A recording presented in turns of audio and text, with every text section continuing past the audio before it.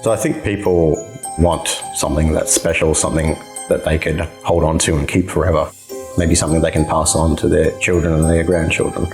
And I think wood is really one of those materials that with time it ages and it builds character and it tells a story. And that's what we're about.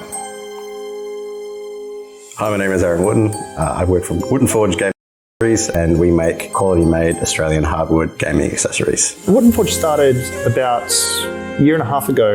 I decided that I wanted to start playing Dungeons & Dragons again and roped all my friends into it. Aaron was one of those unfortunate victims. The next thing we know, he started a woodworking company because he wasn't happy with any of the tabletop accessories to store, the beautiful dice that he bought. The first dice case I made was a beautiful American walnut dice case, and I showed my friends and family, and they were quite amazed at how it looked. I thought he bought it. I thought he'd ordered it from a bespoke master craftsman, but it turned out he'd made it in his garage with tools that he's got from his granddad's workshop. I think people that play role-play games in particular love telling stories, and we feel that our products also tell a story. Each piece is unique. The point of these adventures is that we share the stories together. So you split it out, you give someone else the other half of the dice tray. You're using one product, but you're sharing the story, you're sharing the roles, and you're sharing the experience. Do I think there's magic in there? I think so. Honestly, I think a lot of the magic is there to begin with. We don't really make the products. Mother Nature has already made the wood. All we do is shape it and give it a purpose, to make it into something that's uniquely theirs.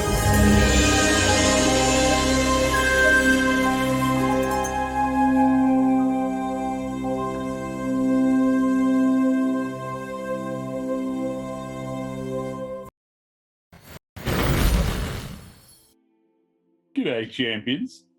I be Josh the Pirate, and it brings me 14.5 fathoms of joy to welcome you once again to the Humblewood series finale.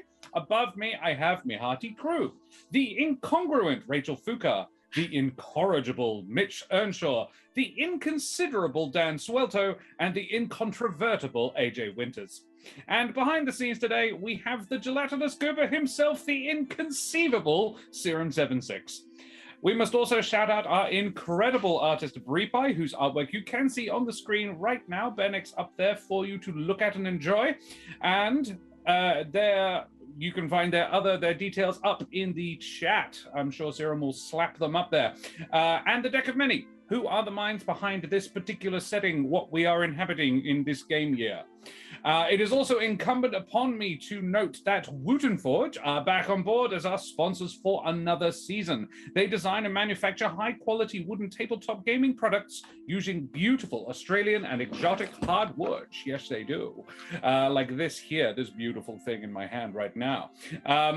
They also have given us a promo code. So you can use promo code HUMBLE3. It is now HUMBLE3 at checkout to receive a sneaky little discount. You cheeky little monkeys. You know you love it. And head over to wootenforge.com for some amazing deals. They've got a new product out. They've got actually a bunch of new products coming out. Yes, there's these beautiful things, these beautiful wooden pens, wooden ballpoint pens they've got there. And they've also got the dice tray and adventurer chest combo as a special thank you for all of the people who are supporting them and buying their shit. They've also got PayPal now, so if you want a pretty thing, but you can't pay for it all at once, you can pay in installments, which is fucking excellent. Yeah. And because they're amazing, lovely people, they have given us a giveaway for tonight. So I'm just going to start that shit right up. Here we go. Creators done.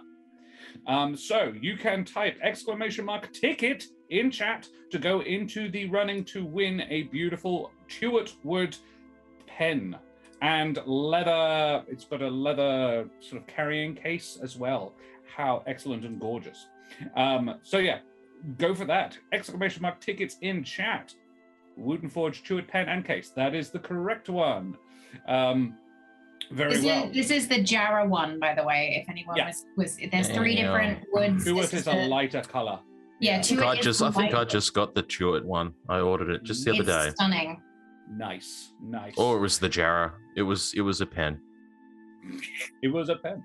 Did you use Did you use code Humble3 at checkout for a sneaky? No, because it wasn't a code up until just before. So, but Humble 2 was. Humble 2 was, though. You could have. That's it. Yeah.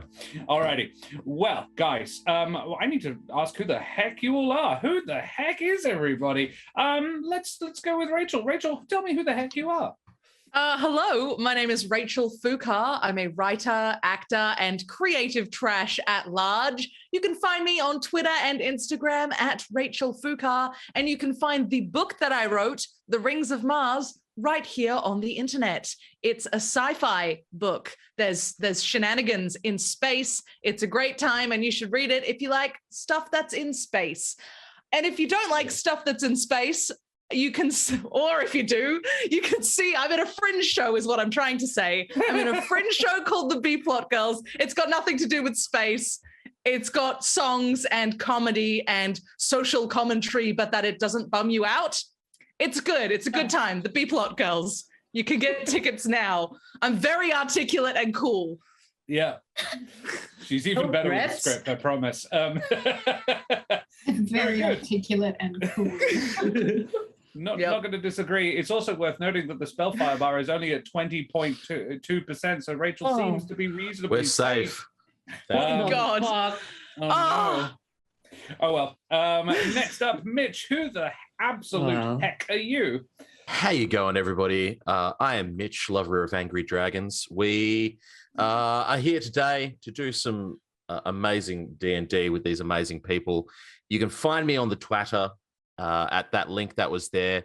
You can also find me on Twitch because I'll be streaming again soon. But that link that just popped up, just add a T to it so it says Twitch. And then you'll be able to get to my Twitch page to follow it. But yeah, I am very happy to be here, even though I'm a little bit crook at the moment, but such is life. Let's do the finale. Thank you very much. Let's do the fucking finale, as you say, sir. Dan, who the heck are you? Me, I am Dan. I am D-Rep on Twitch chat and the cyberspace in general, which is like very little places. Basically just Discord. Come hang out. If you're here, Roll for Damage's Discord, whatever. Just click on my little boopy face on it, because usually I put the next two streams that I'll be on there. Aside from that, I am here playing a Yeehaw Wizard Man, encountering the hedgehog that did die. Hopefully, if things go wrong, Josh, we don't know. And oh my God, I'm on the charity stream this weekend twice. One on the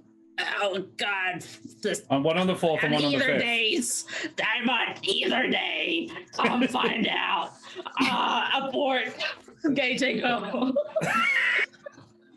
Dan will be appearing on the charity stream at 5 p.m. on the 4th of December, and I believe at 5 p.m. on the 5th of December. 9 p.m. AWST on 9 p.m. There you go. 5:30. In the game run by our very own Nelderberry, which is going to be very exciting and fun. Rachel and I are both involved in both of those things as well. And Mitch is in the Nelderberry game as well. AJ's missing out. AJ doesn't have time. If someone could give me time, give me a time turner, something, I will be there. AJ, who the absolute heckin' heck are you? Hi, I'm AJ Winters. That's wrong. No, you're not. What am I doing? Sorry, I passed on my weed. Oh man, the curse of Dan. What am I doing? Hi guys, I am AJ Winters. I am a creative person from Perth, WA. I do world building and D&D as well as being a player on all of these channels all the frickin' time. That's why I have no time. I'm a seeker of time. Speaking of seeking time, you can find me on all of my social media that is in chat right now, but you can also find me for 25 days straight on Twitch as of this Wednesday. Yes, that is correct. I am doing an advent calendar launch for Winter's Tales on Twitch. So 25 days of content, plus my YouTube channel, plus everything else I'm doing. AJ's silly bunny. But also amazing and talented and creative, and we love them. Okay. And I be Josh the Pirate. Yeah, I'm not anywhere near as overcommitted as AJ, and I still think I'm very overcommitted.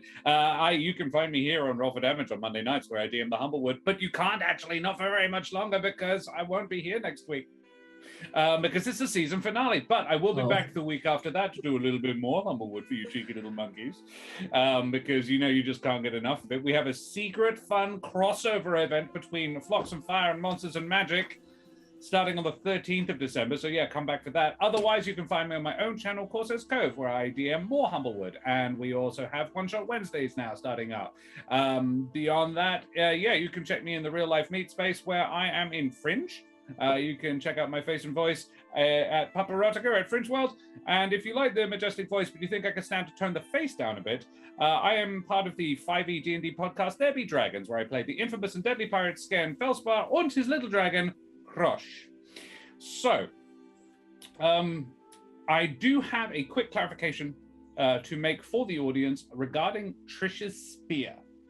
See, I did the math on this, and actually it's slightly worse than a sword and fancy dagger combo, so I am allowing her to dual wield it with the fancy dagger. Oh my god.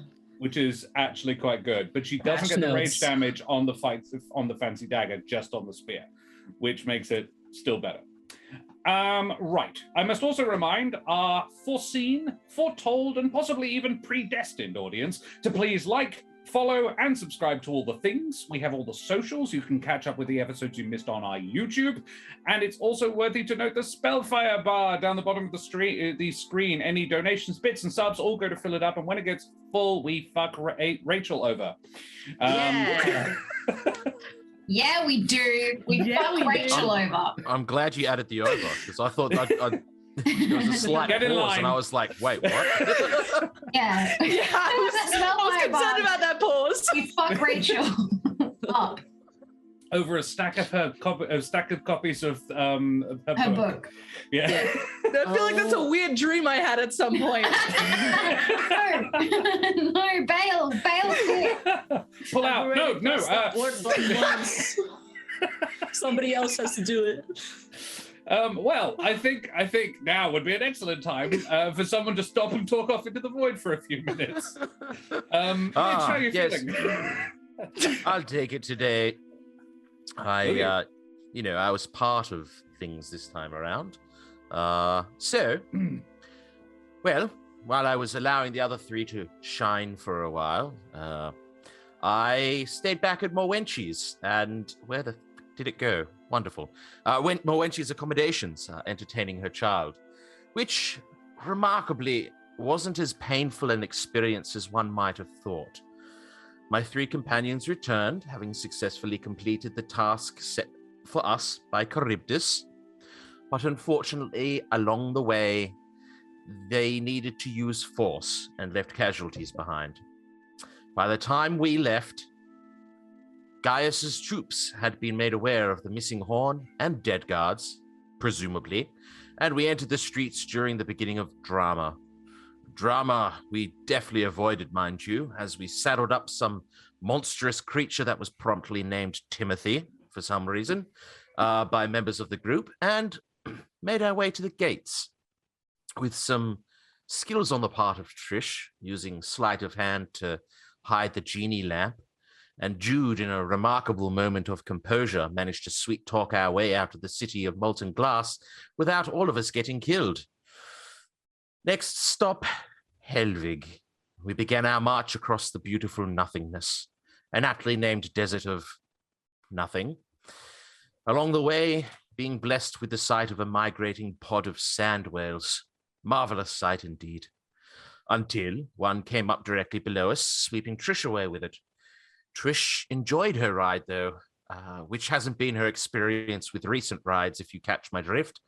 Because it went over a pile of her books. During her ride, Trish noticed a force of Gaius's troops making a beeline in the direction of where Helvig was, but rest was required, so rest we did. While camping in the evening, Jude was visited by Gaspard, who totally fucking snitched on me, and told told her about Irilath being in my soul now rather than my head. Jude questioned me on this moments after Gaspard left, and I tried my best to impart the significance of the decision she was gearing up to make. To the decision to bring the essence of Helvig into Jude's head or soul, which has gone absolutely fine for me so far as I'm concerned. May Gaspard watch over her. I'd hate for her to be hurt in some way by one of the people she cares about. We finally made it to the location of Helvig to find an out-of-the-place small forest surrounded by approximately 60 of Gaius's troops. In the middle sat the same hut I had appeared in during my Ravanya-induced vision quest, guarded by the large draconic form of Pia. The party came together and a plan was hatched, and by Gaspard, Jude did something that actually surprised me in a holy shit impressive way, rather than the usual, oh my god, she's not seriously doing that way. Back-to-back casting of spells led to a huge sandslide, entombing a number of Gaius's troops beneath the sands, followed quickly by an immense dragon head poking over the sand dunes, a thaumaturgic roar, then all four of us running over the dunes, screaming that there were more coming. The ploy worked, and the ranks of Gaius's troops broke. So now we find ourselves entering the small forest, hopefully to find our friend Helvig. That's it. Excellent. Thank you very much, Mitch. Well, mateys, may sand dinosaurs give you discounted air travel and all your muffins taste of treasured memories as we head tremulously at first and then with mounting heat and passion, last time for the season, into the Humblewood. Huzzah! Huzzah and such. Then can we have an anime intro? Oh, I saw this on there. Just grow ears. Right, Helvig. Oh, shit. Yes. You are standing in your accommodations. Nevermore has just sort of blamped out of there, just sort of disappeared into the ether, and you're standing in your home, wondering probably a few things about what he just asked you. We are going on canonically immediately after that conversation when Nevermore did a sending to you. Oh, I should have not said what I said. Oh no, now they're gonna come over here. Okay. I walk over to the window with like Pierre's eyeball, and I'm like, explain yourself. What's happening? You said I was dead or something? And you hear the really high-pitched voice of Pierre from the other side, and the eye disappears, and then you feel a weight appear on your opposite shoulder, and there's a little. He is not the little dragonfly Pierre that you remember. This is the molten dragon Pierre, but it's a tiny one standing on your shoulder, and you hear him say, "Pierre, what do you mean, man?" you mean, what do I mean? I'm clearly alive, so how? He looks kind of bashful. He says, "Pierre, I kind of like hold you're not him really in front of me. What are you doing?" Shaking my like 8 ball. Yeah. He says, "Yeah, you're not really alive, not like you used to be. Like you're not dead, but you're not alive like you used to be." Okay. But what do you mean not alive? So I'm still like a hedge? I look like a hedge. Am I not a hedge? He looks like really like I don't want to. Come on, man, it's me. We've been through a lot. Here, and the words sort of tumble out of his mouth. I mean, they don't, but they're into your mind. Like he's speaking really fast. It's like, So to save you from going into the eternal nothingness and never coming back, I did actually like bind your soul to mine so that I could keep you here. Otherwise, you'd have just died. What? Well, Pierre. Well, you went and bound yourself to the aspect of fire. Yes. So when I understand that much after the murder I did. So when you're the others, when Lazarus and them stabbed that guy, they killed you too. Okay. And I had to save you so that you didn't just die completely, gone forever, never coming back. And not even just like your soul wouldn't even go to the plane of death. It would just die. You'd just be gone. Like just erased from existence. Never come back again. Why? Because you bound it, Pierre, because you bound yourself to this aspect of fire, man. Doesn't the aspect of fire get to also go to the thing? I'm not sure how this works. Pierre, no, he's dead. And you can hear a sort of degree of satisfaction. He's like, yeah, no, that was like, I'm okay with that too. Oh, what does that mean for... Isn't he like the most powerful thing here? What does that mean for here? It is here, right? I'm just assuming we're in the plane of fire because you look like that. Pierre, yeah, we're in the plane of fire. It's the only place you can live now.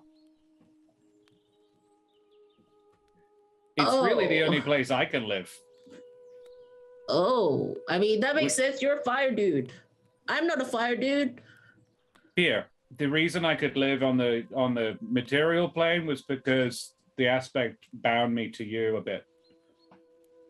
Oh, okay. Which is why I was able to save you.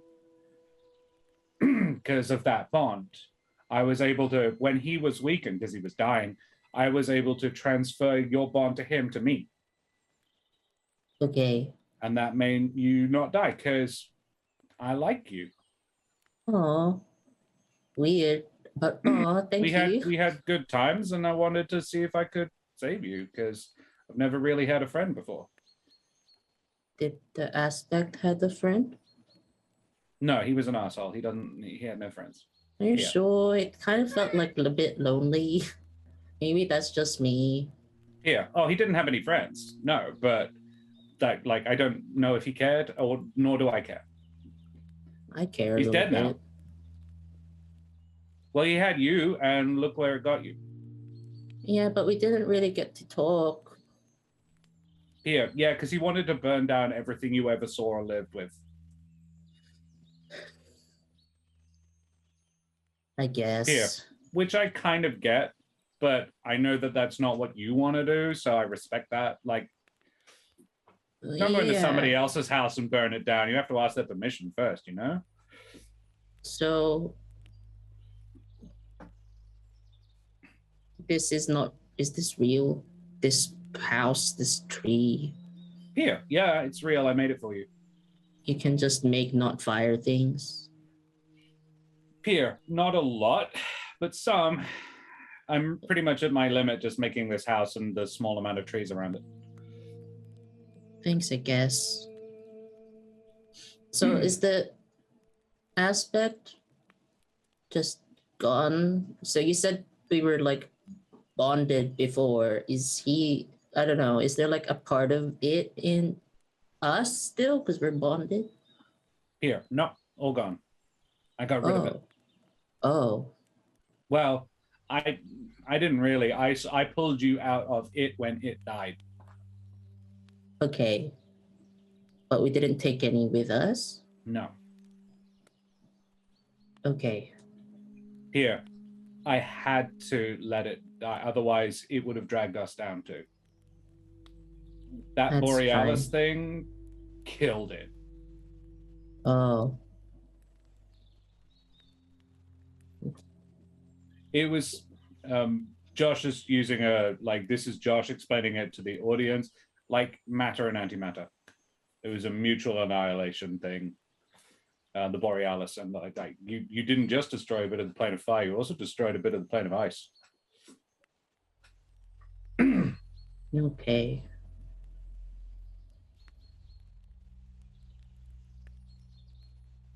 I just kind of like put him back on my shoulder, scritch him, a little bit sad or feeling a little bit sad and thinking about why I'm feeling sad that the aspect's like for sure dead. He's like, yeah, he actually says, here, dude, why are you upset? The guy was an ass. I don't know. I can't explain it. I know he's like he was like raising the countryside or whatever. Here, he wasn't just doing that, he was making you do it. Yeah, but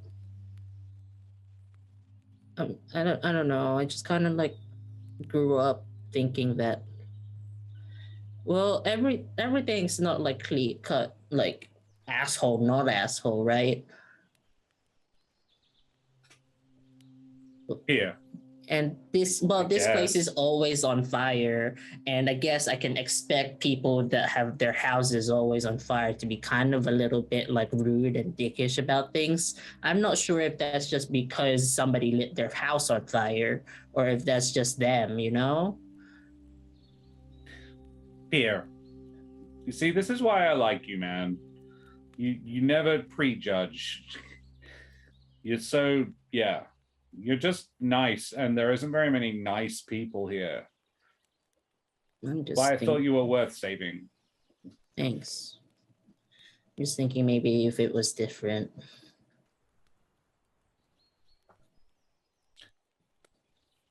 Here.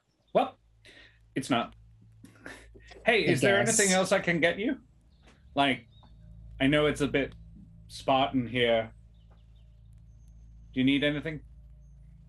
How much do you know what's happening on the other side?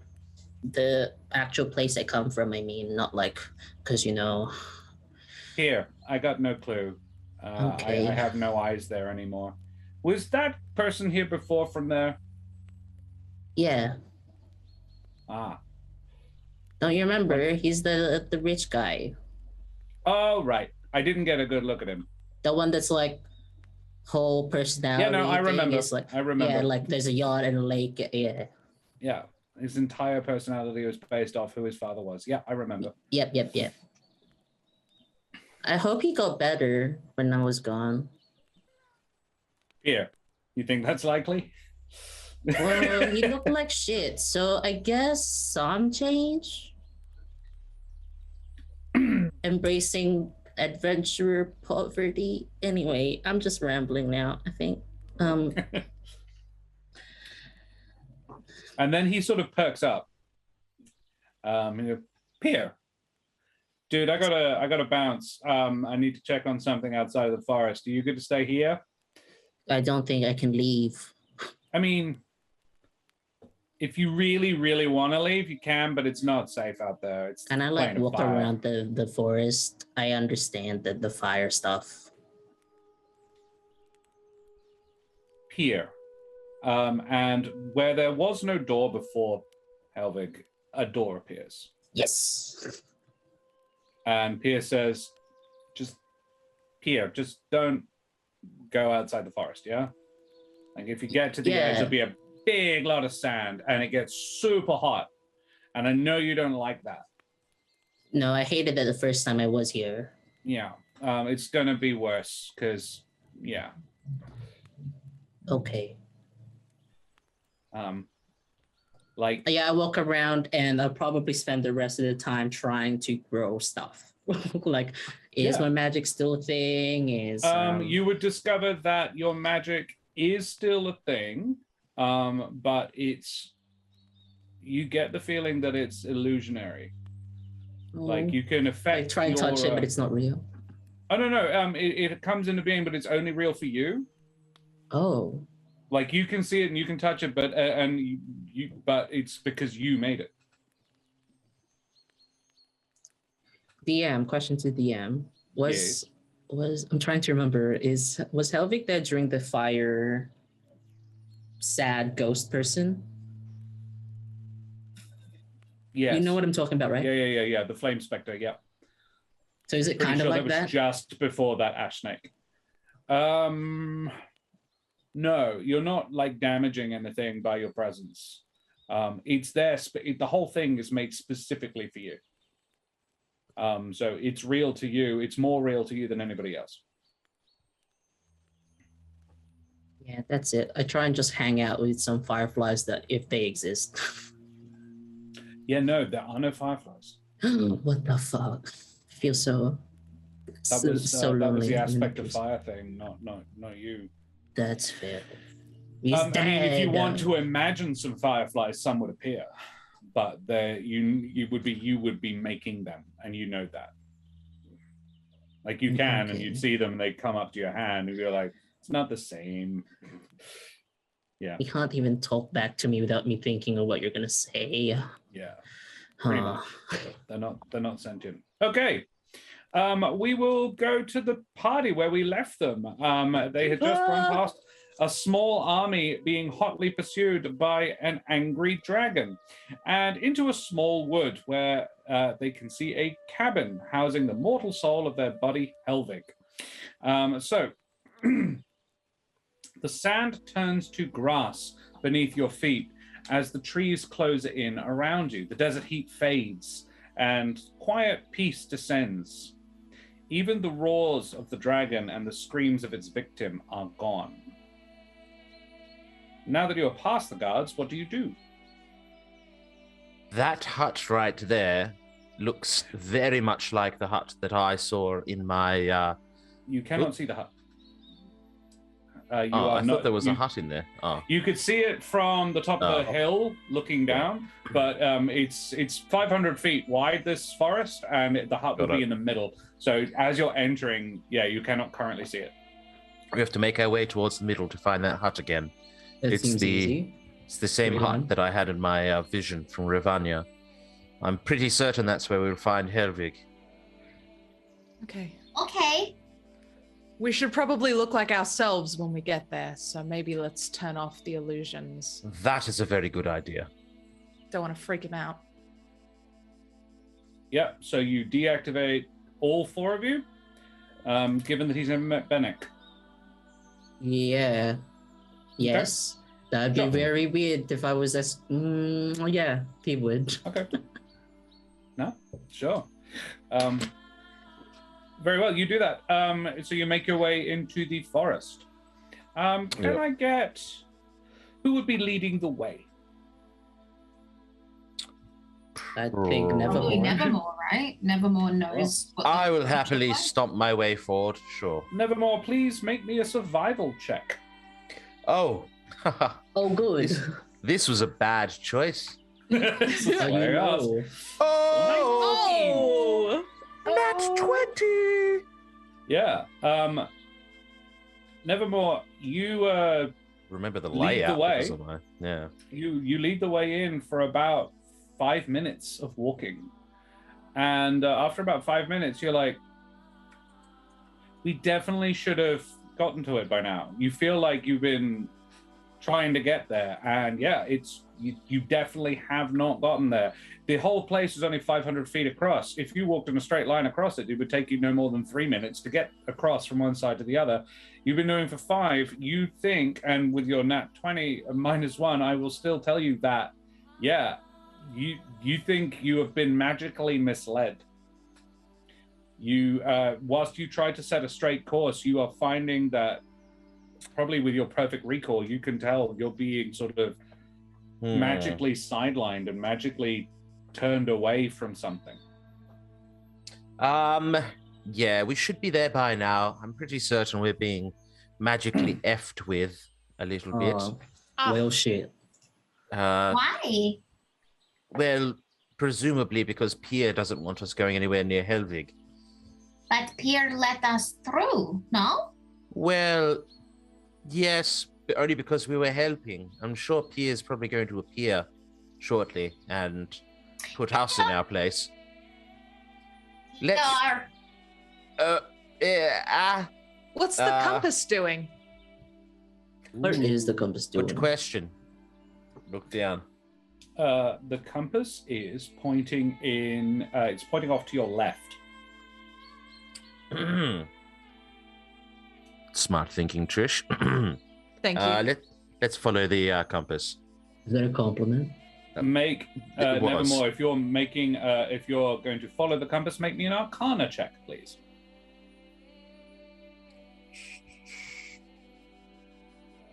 18. Very nice. Yeah.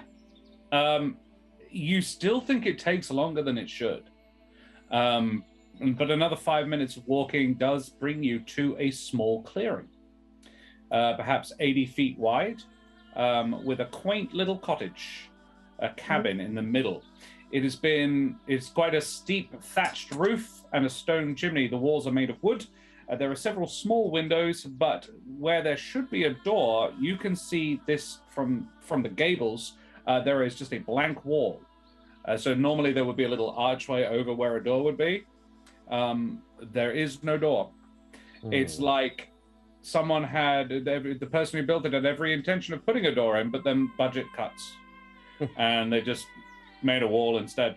So the whole area around the place seems lived in.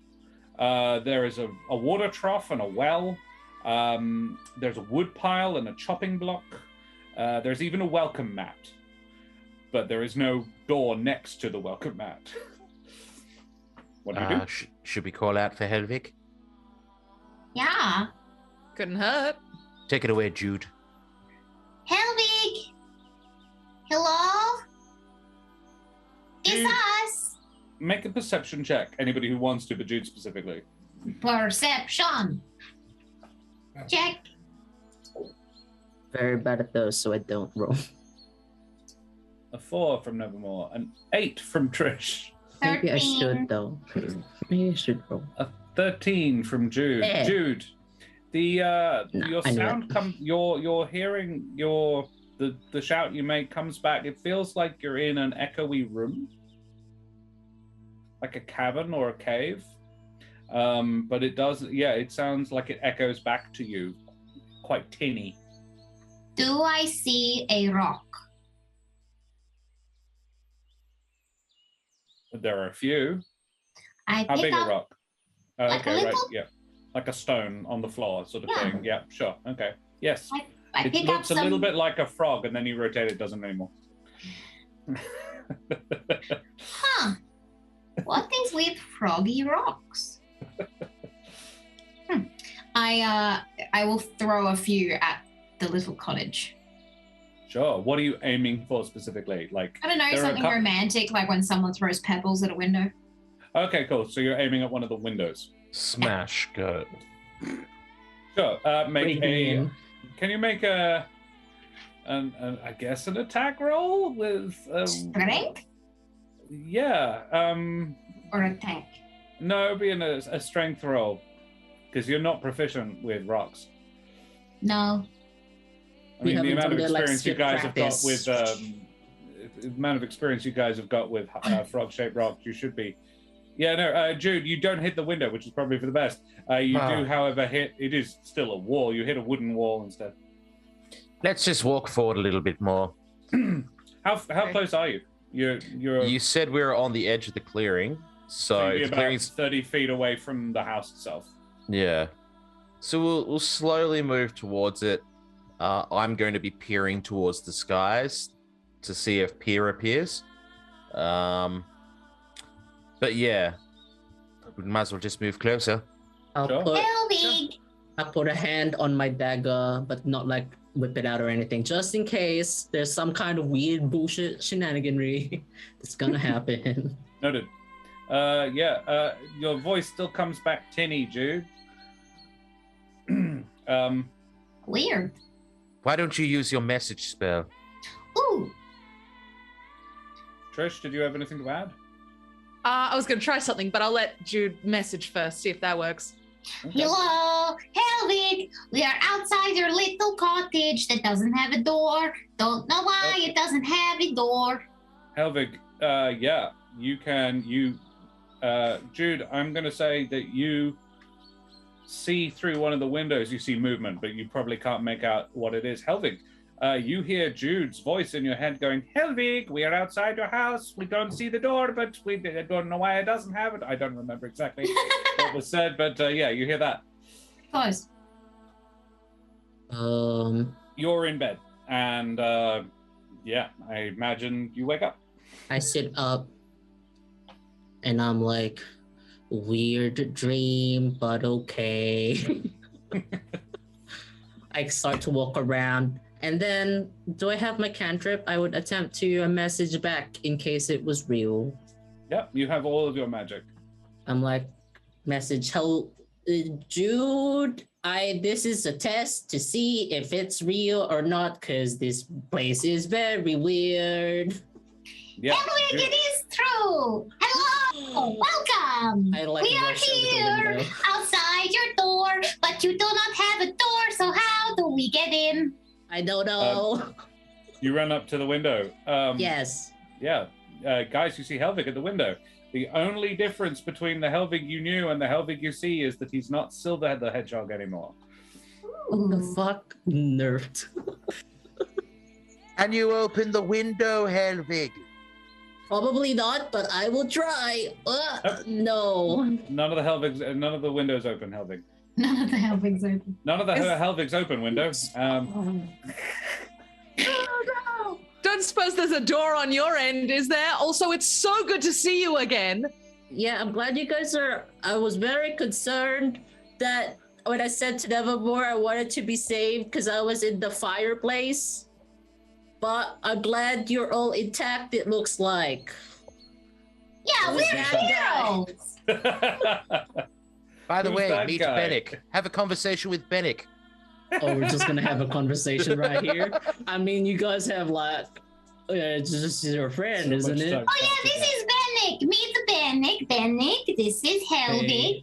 Hi, Benneck. I'm in the house. I am sorry. That's not what I expected, to be honest. But that's cool. Thanks, everyone. So he's the.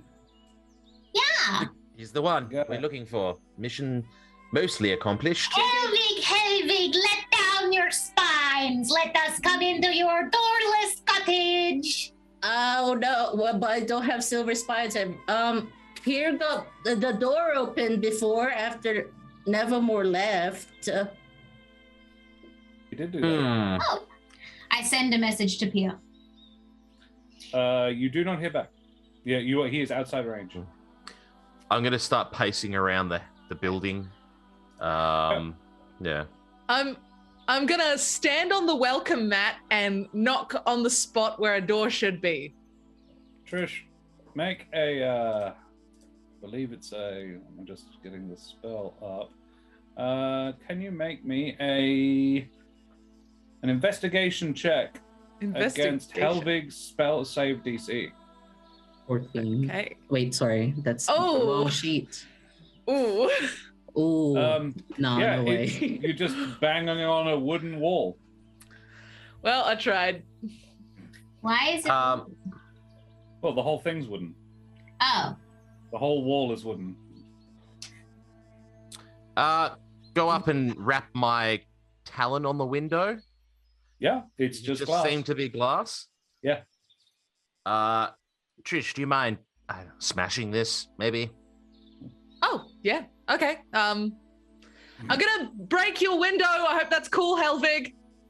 Okay. Which window so I don't have to be around it? This one that I'm near. Hello. Okay. I'll stand over there. Great. There's a window right next to where the door should be. I'll actually start cooking. He goes to cook. Helvig, there is a warm pot of your mother's stew on the stove. Just And Trish, muffled. how do you break the glass? I'm gonna pick up a rock and just start hammering. it's Sure, the one you- I threw earlier. Yeah, you Just pick up on the top. same rock and just hit the window because you're right next to it. I'm not going to make you roll for it. You break the window. Sweet. Can I like put an arm through the window? Can I? Yep. Wonderful. Okay. Which arm? My right arm. Yes, fuck Nothing with happens. Trish. Yeah. Yes, this is your arrow. That's cruel. That is cruel. Okay. I'm gonna I'm just gonna climb into the window. Sure. I would say you use one of your weapons, one of your many, many weapons, to just sort of break the glass around so it's fairly easy to get in without hurting yourself. Yeah, you climb through the window. You are in the building with Helvig. All right, I'm going to run up to Helvig and hug him. Open the front, please. A gently hug. Hug. It's so good to see you. I'm so glad you're really here. Trish, I can't fit through the window. Yes, you can. Suck it in. Ugh. Jude, do you want me to help you? I'm gonna try and shove Nevermore through the window. Benneck, seeing as you haven't really done anything, can you make me an roughly. Arcana check? Yeah, I'll go do that. The glass is sharp. That's It's athletics, but boy, did I roll like shit. That would be a 10 if it was no. Arcana. Yeah, no, you can't determine this either. I love it. Love it so much. I'd like to leap through acrobatically. Please do. Do I Make an roll? acrobatics check. Yeah. Acrobatics. Don't just get... I know. 12. Yeah, look, it's not the most graceful thing ever, but Jude, I think the leap itself is awesome. Jude takes a running jump, spins through the window, and then lands and sort of rolls on the floor. Like your plan was to land on your feet, but you actually have to roll and come out of it and go, ta-da! And you look at it as though like it wasn't perfect, but there we go. That was pretty close. Yeah, Helvig is there, hugging Trish carefully. All right, I released Helvig. Hi. Hi, I'm glad you're all okay. As Hi, Ben Helvig. fucking leaps into the fucking window. I give everyone a hug, including Nevermore. If he gets through the window. Yeah, I'm just like poking my head through the window for the most part. I can't seem to scrabble through. If I don't get through this fucking window shortly, I'm going to shatter the whole wall. Oh my god, you are ridiculous. I go over there and help you through. Thank you. Can I make an assisted, I don't know, acrobatics check or athletics check? I'm not even going to make you roll for it The if Trish is window. helping. Thank It's you. just really not graceful at all. Like, I'm imagining this is the Winnie the Pooh stuck in a hole thing. Trish is pulling and Benneck is pushing, getting Nevermore through this hole. Ew, oh, I don't like it. Oh, the glass hurts. Oh, the broken glass, Trish. Trish, help. As soon as I land, I'll brush myself up and start mending my clothes. Yeah. Benneck, you coming in or are you going to stand watch outside? What's the I mean, I plan? can if you want. There's Yeah, I food mean- inside. Yeah, probably. Good move. Yeah, I'd do that. I'd help you, but Yeah, go in the window. Yeah, you do Do I have that. to roll anything? I'd go in the as window. long as you don't want to do it in a really cool way, I'm not going to make you roll for it. No, I'm Why practical. keep you outside? Cool, you do that. You're inside now. You're all I'm inside inside. Helvig's house. Yeah. Prison cottage. Yes. That he's allowed out of whenever he asks. Yeah. How are you? I'm okay. Really weird, lonely, because I can't really move outside of the. Well, I shouldn't move outside of the forest area that Pierre made, because it's just nothing apparently out there. Sand. Helvig. Yeah, it sucks out there. I would point out, Helvig, since your meeting with Nevermore and since that conversation we did at the very beginning of the session, you went out for a walk around the forest, you came back, you went to bed, and then these guys showed up. Oh, that was fast. What do you mean? Wibbly wobbly, timey-wimey. I thought you guys would take longer. We came as soon as we could. And that is really fast. I just saw Nevermore and now he's here. aren't you lucky? I suppose. I mean, I'm glad you're alive. Yes, I'm glad you're alive as well, Helvig. Yeah. Look, we would love to bring you back with us. Hold on. Before the heavy stuff, you guys have traveled so far. Have some stew. You as well, Benneck, I think. Benneck is there with a bowl, like, yeah. I'm ready to eat some stew. Thanks, Sir Helvig. Should I call you that? No, it's fine, dude. Whatever. You do, man. That's awkward. Here, I give everyone some stew. Why are they so awkward with each other? Some people are just like that. I just Seriously, feel Pretty though. awkward, dude. I'm the new guy, and he's like super important. Look, You're super important, then. Not really, to be Yes. honest. I still You are. slurp. You are also a defender of Alderheart. Are we gonna have to chant one of us again? Because we will. No, don't. You're the fifth member of There the was group. chanting. I missed out on some chanting. Enough talking! before. Okay. Jeez, there's a fucking dragon outside trying to keep you here, and here we are dicking around eating fucking stew.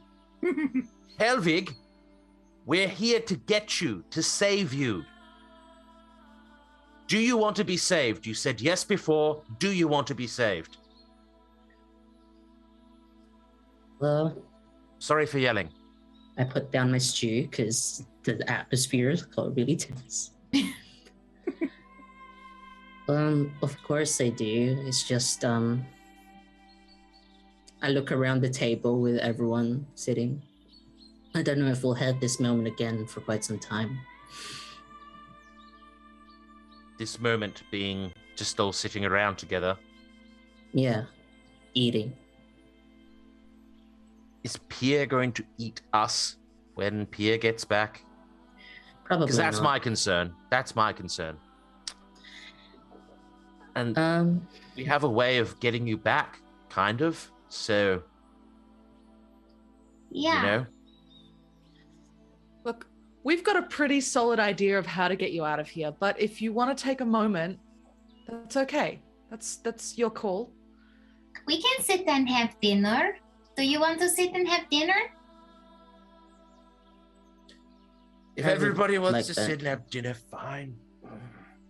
Nevermore. Oh, God, I get it. I know. I'm just trying to I care about everybody, and I understand there's a risk, and I am trying to dodge it. But if we all want to sit down and eat stew, then that's what we'll do, because that's what we do. Nevermore, just one bowl. Fine. One bowl's good. We So eat you stew sit and for have bowl. probably a slightly awkward, quiet bowl of stew, everybody. Benneck I don't know is if Jude eating would be somebody quiet. rather than Jack. I was for sure Benneck would do the awkward cough during the dinner. I was going to Yeah, say there's a dead Jude, guy and Jude I'm not probably eating them. explained that Jude met her brother, that Jude knows what sex is now. Jude met her Oh. god. He gave her a god muffin. He's really handsome, and that she consummated with another Jabin female in the forest. Yeah, you did. Trish, high fives. It was in a mine, but yeah. But wasn't it outside the No, camp? you that were. was It was close It was to under the edge. trees. Yeah. No, you were underneath a palisade. Okay. Oh, cool. Mm. Happy for you. So, actually, did the consummating?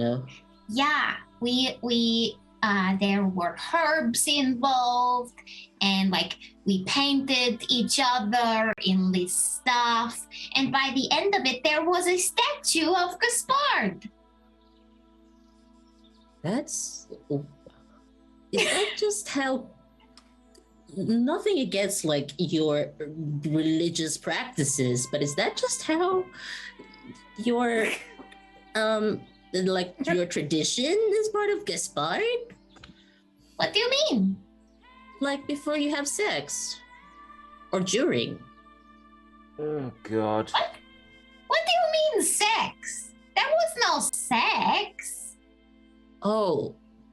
So like foreplay. What is no? You know what foreplay is. I know, yeah, I stopped myself. Oh. No, we consummated. Yeah, sex. We made a statue for Gaspard and we prayed to it. I wish I knew what word you were trying to use, but maybe the consecrated, constabulary. You know, that's probably consecrated. It Consecrated, rhymes yeah. with consummate, probably. Yeah, probably. It wasn't sex though. That's what I'm getting. No. But that's what. No, that's what consummate consummate means, means. unfortunately. It does? Yes. Yeah. I've been telling everybody.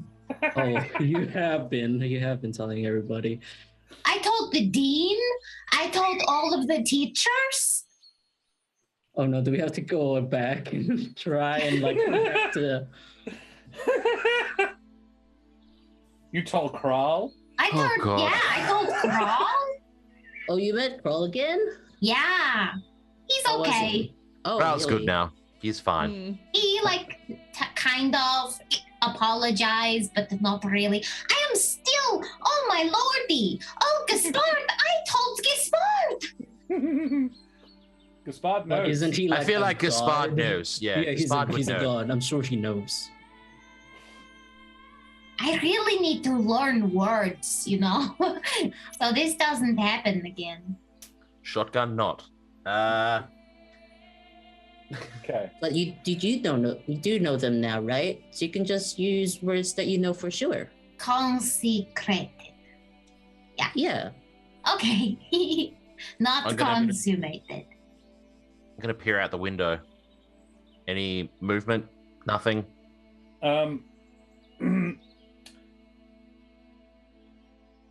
No, not yet. Okay. Well, that stew was actually quite delicious. Well done, Helvig. I mean, I don't know how this magical cottage works, but it seems every time I wake up, there's always just stew ready. So Can't Oh. complain with that. I start packing everyone's stew up. A little Tupperware containers. Wonderful. For the road. Yeah, for the road, have some stew. I don't know if it'll like exist outside of here, but you can I think have it's worth them. noting that none of you feel full. Okay. Ooh, invisible how soap. big? No. Even- You can taste it. It goes down. It just doesn't feel like it fills you up at all. Wow. Oof. Provides This is zero why- nourishment. This is why I eat dead things. Great. Well, it's better than eating alive things. Yes. Or ghost things. That too. Can we cut to the nitty gritty now, please? Yeah. Yeah, I'm sure you're here, like, not just to actually visit. Well, No, we're going to take you back with us. Okay, what's the plan? Because Pierce said I can't actually leave. Like, I will die, because, like, die for reals. Yeah, so technically you're dead and you don't Yeah. have a body. It So, A big shock at the I- time, but I kind of believe it. yeah. I spoke to Gaspard and I'm magical now. I can do spells and stuff and I can play music spells. But anyway, I Oh, talked to Gaspard and I can take your soul with me in my body. And then we can get you a body back in the material plane. Anything you like. okay. Is that a good idea? Yeah. Like, my soul has been passed around a lot in recent memory, and it's all just been bad stuff, like, you know, destroying the world, dying, getting trapped in a cottage, all related to soul linkage.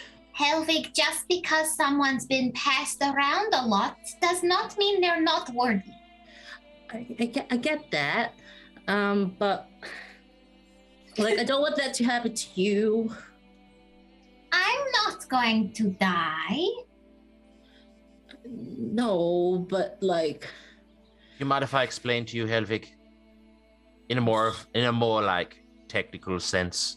sure. Because Jude pretty much hit the nail on the head there. That I personally have experience with this. Kind of pointing up at my eye. So, was Helvig around when Irilaf came into the picture right at the very beginning? No? Oh yeah, the beginning. Yeah, Little right at bit the very overlap. beginning. I wasn't remember the whole, aware like- much of it. Do you remember the whole eye thing? Yeah, you What got stabbed, and now there's a weird entity. Correct. I have not had any adverse effects thus far. Neither has Irilaf. Irilaf being the entity. Okay. And here's the thing. It's that, or you stay here for old time, presumably. And we all love you, and we all miss you, and we would love for you to rejoin us, but it has to be a decision that you make, And because also, we will never force you to do that. No, we wouldn't. But Helvig, you're my bro. I am not using you to start a war or burn down trees and villages. And I am certainly not ever going to hold you back from being you. I want you to be you. I want you to live. And that's why I'm happy to share my body with you. Benneck and Trish, can you make perception checks, please? Sure, thank God. The rest of you can continue this conversation. Benneck, come on, dude. Nice. Trish, you can hear something is approaching through the trees, apparently with little regard for them. Guys, something's coming. Probably Pia. I'm gonna have a look. I look out the window. You peer outside? Yeah, you peer outside through the broken window. Quite suddenly, like as you get to the window, the whole wall of the cabin is torn off My God. by a pair of draconic talons, and a huge befanged face looks down at you, the scales seeming to drift like plates of rock on a magma flow. Its jawline is ringed by a series of spikes like backwards, giving it a sort of frill. It is comfortably 30 feet tall, and it says, "Peer." Hi, Pierre. Oh, hey, Pia, how's it going? Did you kill that army? Peer. Yes, I did. Sick. Helvig Good job. is. He says he did, yes. Oh, that's great. That's cool, man. Good for you. Good Pierre. job. Thanks for the help with that. He says thank you. Oh, look, manners, yes. Oh, You're anytime. You're very welcome. Mm-hmm. Peer. So you guys just visiting? He's asking if you're just visiting. They are my guests, yes. The stew's top notch. Sorry Yeah. about the window. Well, I mean, it doesn't matter anymore. He just ripped the fucking wall off. It's true. Peer goes and looks at the sort of the desolation of the side of the cottage that he has wrought, and he says, "Peer, it should be good. It's from his memory." And now you all hear it. Oh, That's Oh, much here, easier. Peter. Oh, yeah, good. He says it's always good because it's from my memory. Yeah, we get that now. Thank you. actually, we can Helvig. hear him now. Yeah. Yes. Okay. Hi, Pierre. Nice to meet you again. Here, you're smaller now. No, you're bigger.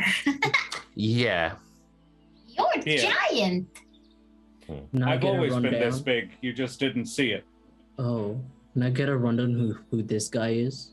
Oh, sorry, Benneck. This is Pierre. He was the familiar of Helvig, the little dragonfly friend. Oh, Yeah, He kind of was looks just like he much preens. smaller. Like he sort of tosses his head and sort of strikes what he thinks is a noble visage, which probably is. Like he looks fairly majestic when he's not angry, and he appears to be like chilling out a little bit now. I mean, he's a bit frosty to you anyway, which is funny given he's a fire dragon. Yeah, That's a really big familiar for sure. Pierre. Yeah, on the other plane, I was smaller.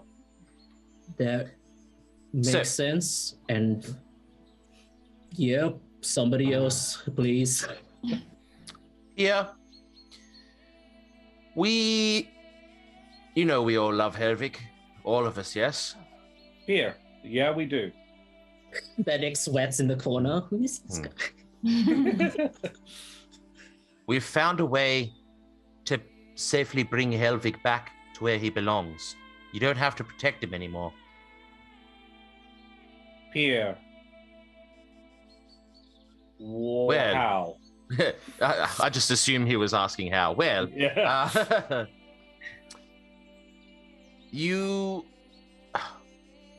We've found a way to bring Helvig, the essence, the soul of Helvig, into Jude. And then that will safely transport Helvig back to the material plane, where we will provide him with a body. Oh, kind of like how the aspect did for me. Guys, yes, can you, except less shit. Right. Yeah. Guys, can you roll me initiative, please? Initiative. Oh my god. And I'm going to put you on the battle map because you have just said exactly the wrong thing. Leaving.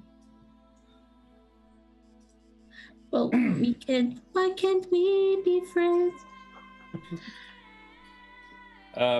And Dan, please do not forget to roll for Benneck and Helvig. Yes. I do want to double check this south wall, map south wall is not there. Is Question the mark? whole building's is gone. It's The not whole just the wall, building. not just the room you're in. It's the entire south wall of the building. Oh, okay. Okay.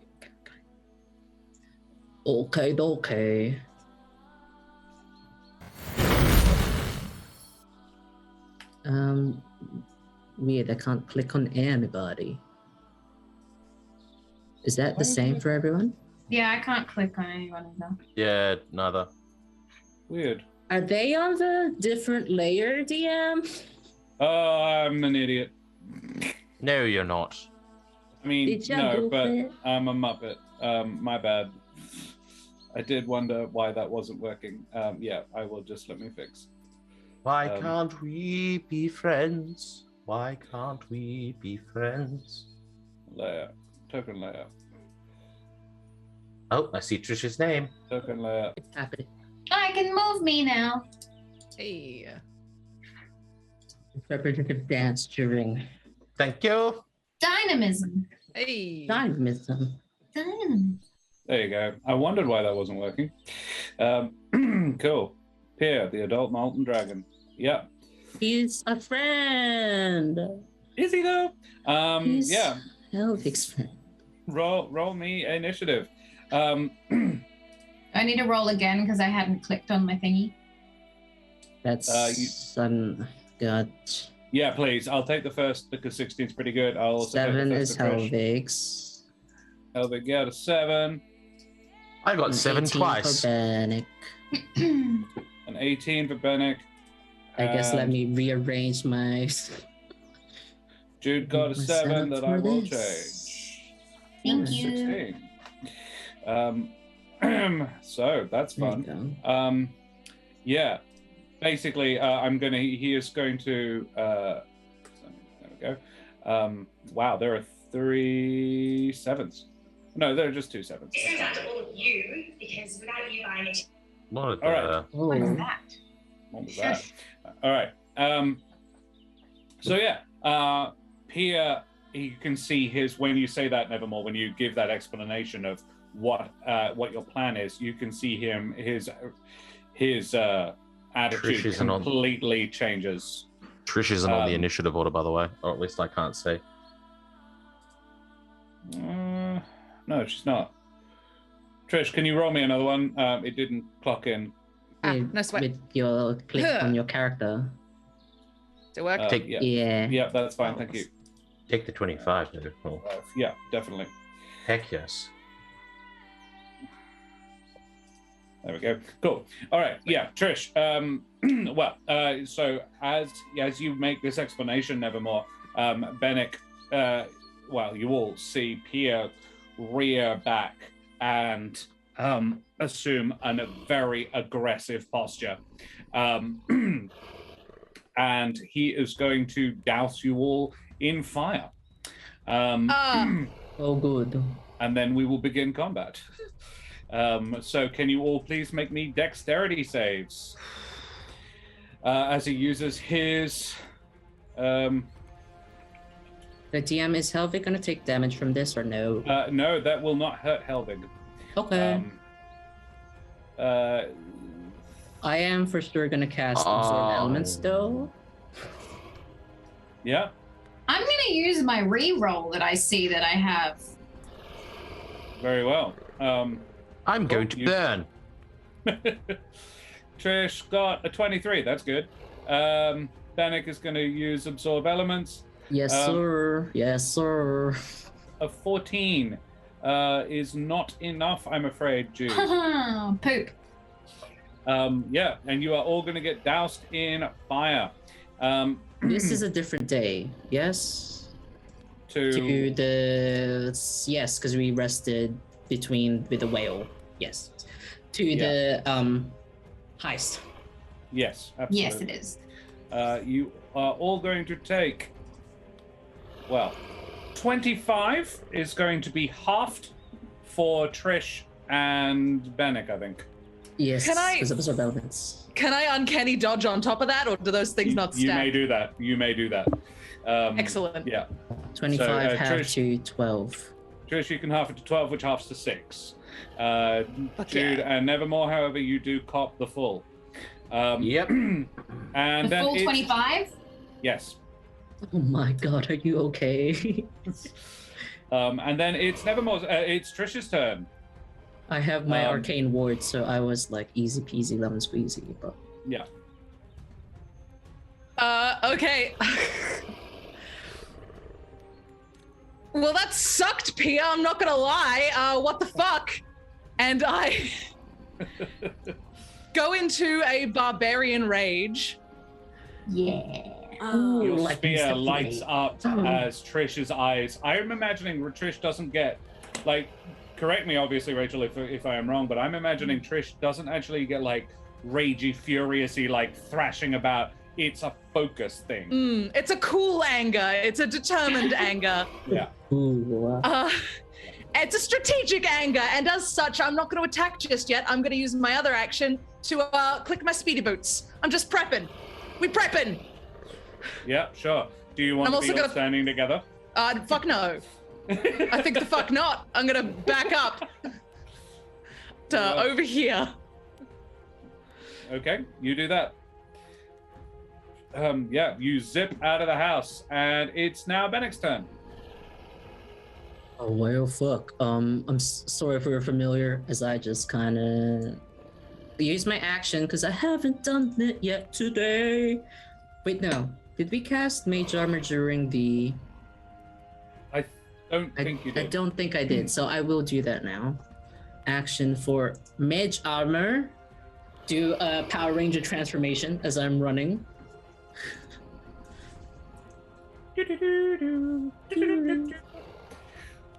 That is my action, so I can do nothing else. Very well. And Pat. Oh, I did want to double check, Josh. Was the Jordan's ring an activatable item, or do I just have a +5? It to is an speed? activatable item, but it's a free action. Okay, I will do that as well. It lasts for 30 seconds, 5 rounds. Oh, cool. I will keep track of that. That was 15. So I'll go this way. So for the full 30. Nice.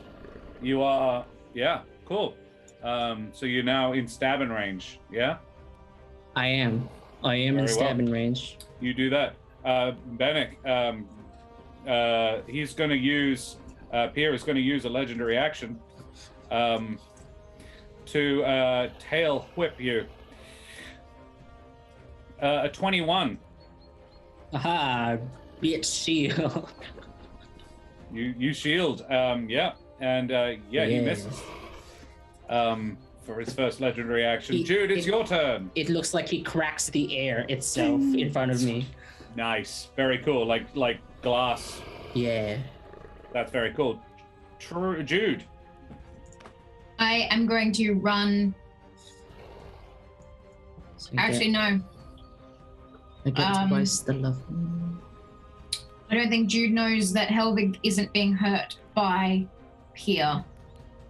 Jude is going to stay protectively in front of Helvig. I'm going to also cast a spell. I'm seeing that Helvig has taken damage. Helvig should not have taken any damage.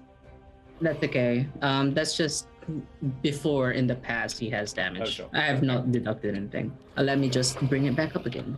Yeah, he is at full. Yep. And has full spell slots and everything.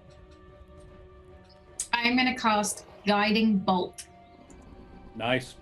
You do that. At what level, Jude? Level 1. Good call.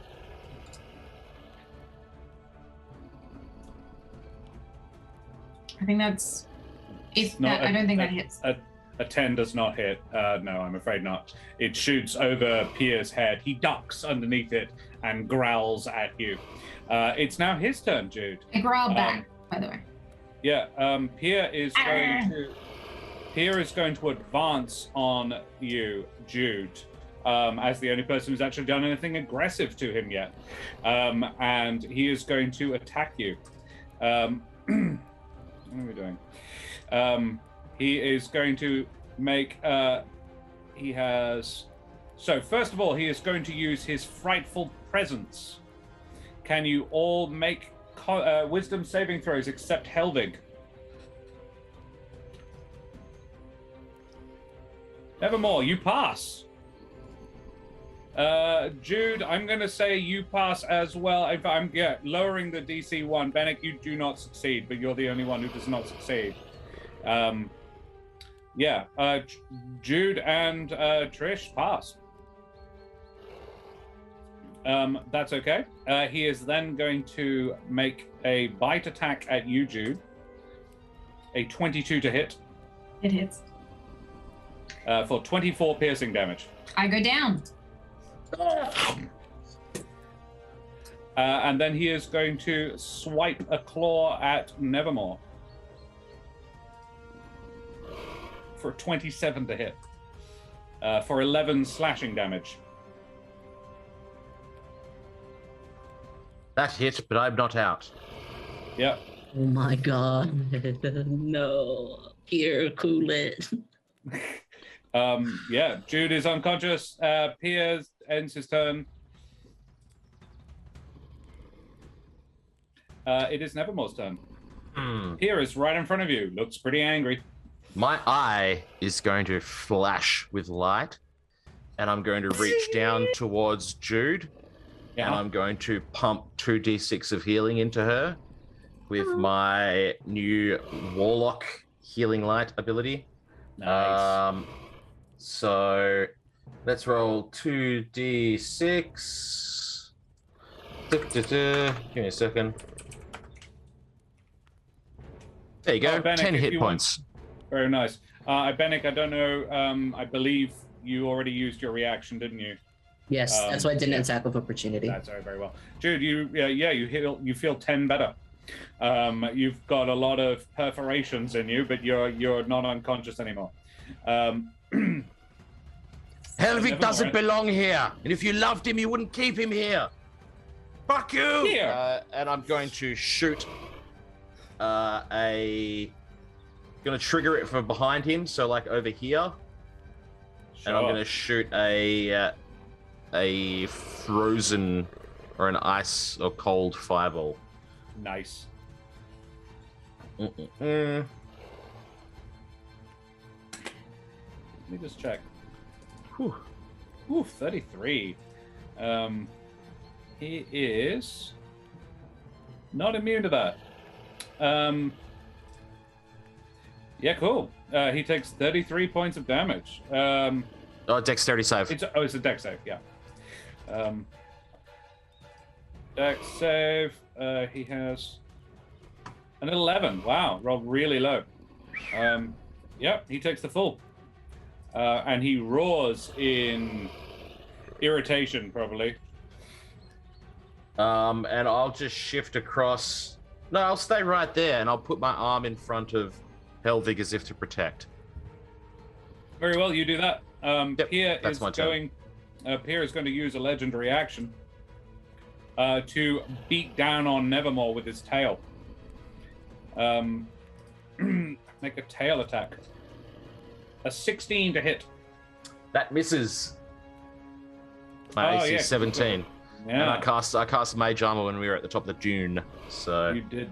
Ah, excellent. Cool. You do that very well. Helvig, it's your turn.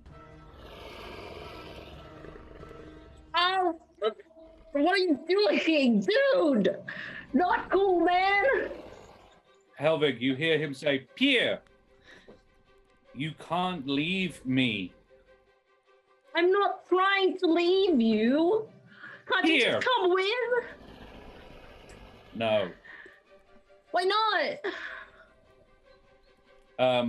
That is all the conversation you have time for in this round. Wounds during the talk. Cure wounds on. Dude, Okay, sure. third level. Your wounds to Jude, third level. Bam. 14. 14 healing Goodness. damage. Very nice. Yeah. It is of the healthy roll, but yes. We go to the top. Trish. All right, Trish is gonna charge in, lance tucked under one arm, and stab the absolute crap out of this dragon. Very well, you do that. Arrgh! A 21 hits. Ugh. He is also the sneak, would get it too. So he takes, 20? He doesn't take the fire damage. He is, I'm afraid, immune. But he 27. does Fair. take the rest. 27 points of stabbing damage. All right. This is, I want to be clear, this is an ambulance attack, not an ambulance. Yes, it is. You just max damage. That's Hell yeah, I nuts. did. Yeah, great. 27. oh wow. All right, Yeah. and then I'm gonna Fair enough. offhand fancy dagger and say, "Leave us alone. Let him go." 17 misses. Okay, and then I'm gonna back my ass up over here. Oh, yes, you can disengage. Yeah. He is going to make another legendary action. And because he doesn't have a Trish to make it to, he is going to... Actually, you know what he's going to do? He is going to use his wing attack. He's going to beat his wings. Each creature within 10 feet of him, which is the three of guys in front of him, must succeed a dex save. So Dex including save? Helvig this time. 19, Nevermore. You pass. Whew. Helvig time. Jude does not pass. Nor does Helvig. Oh, no. However, Helvig, it feels like just a light breeze. And you are not knocked prone. Jude was already prone because they hadn't gotten up yet. And the, yeah.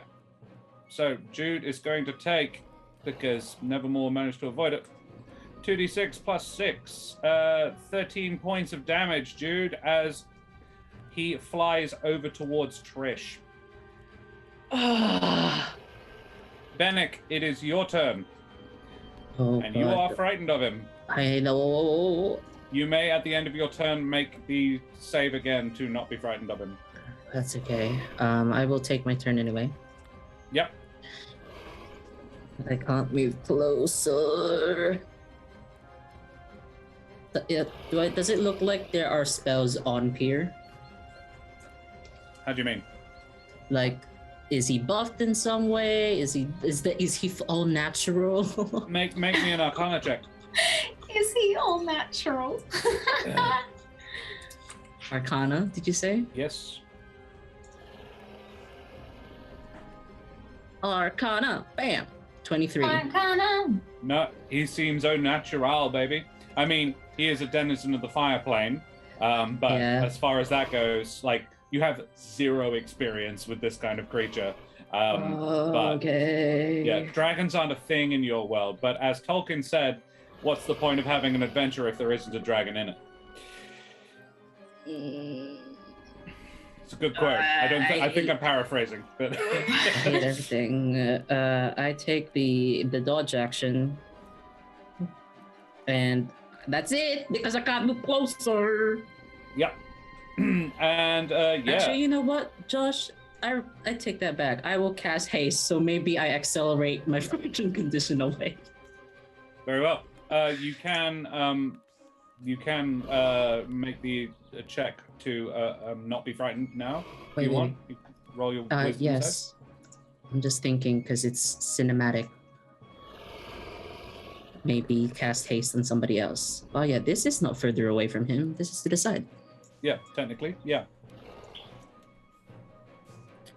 I cast haste on Jude. Very nice. Jude, it's your turn. You are hasted, which means you can double actions. Your Okay. speed is also doubled, and your AC Benneck, are has you +2. making the wisdom? I am. Yep. No. And your AC is now 17.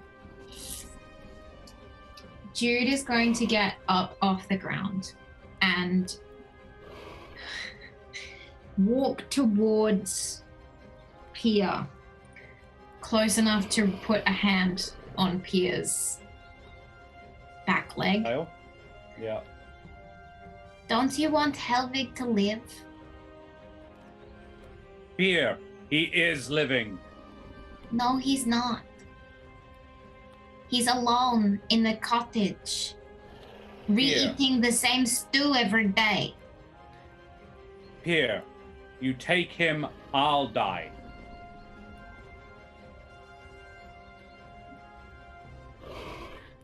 What if I give you a new home? That is all the time you have for conversation in this round.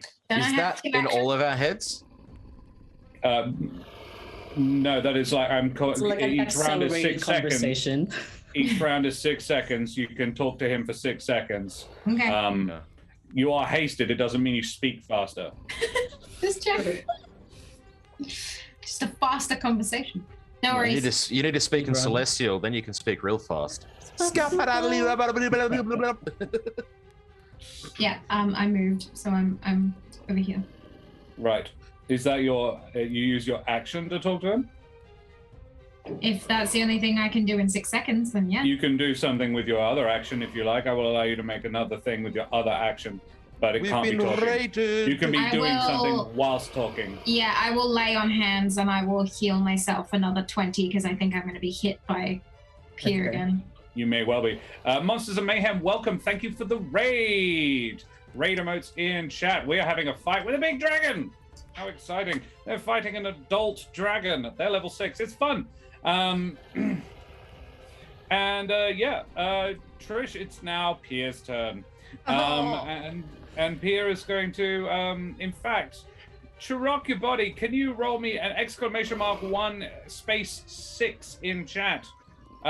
Because I need to see whether or not his breath attack recharges. But until then, Pierre is going to make a bite attack at Trish for 13, Owie. which misses, That misses.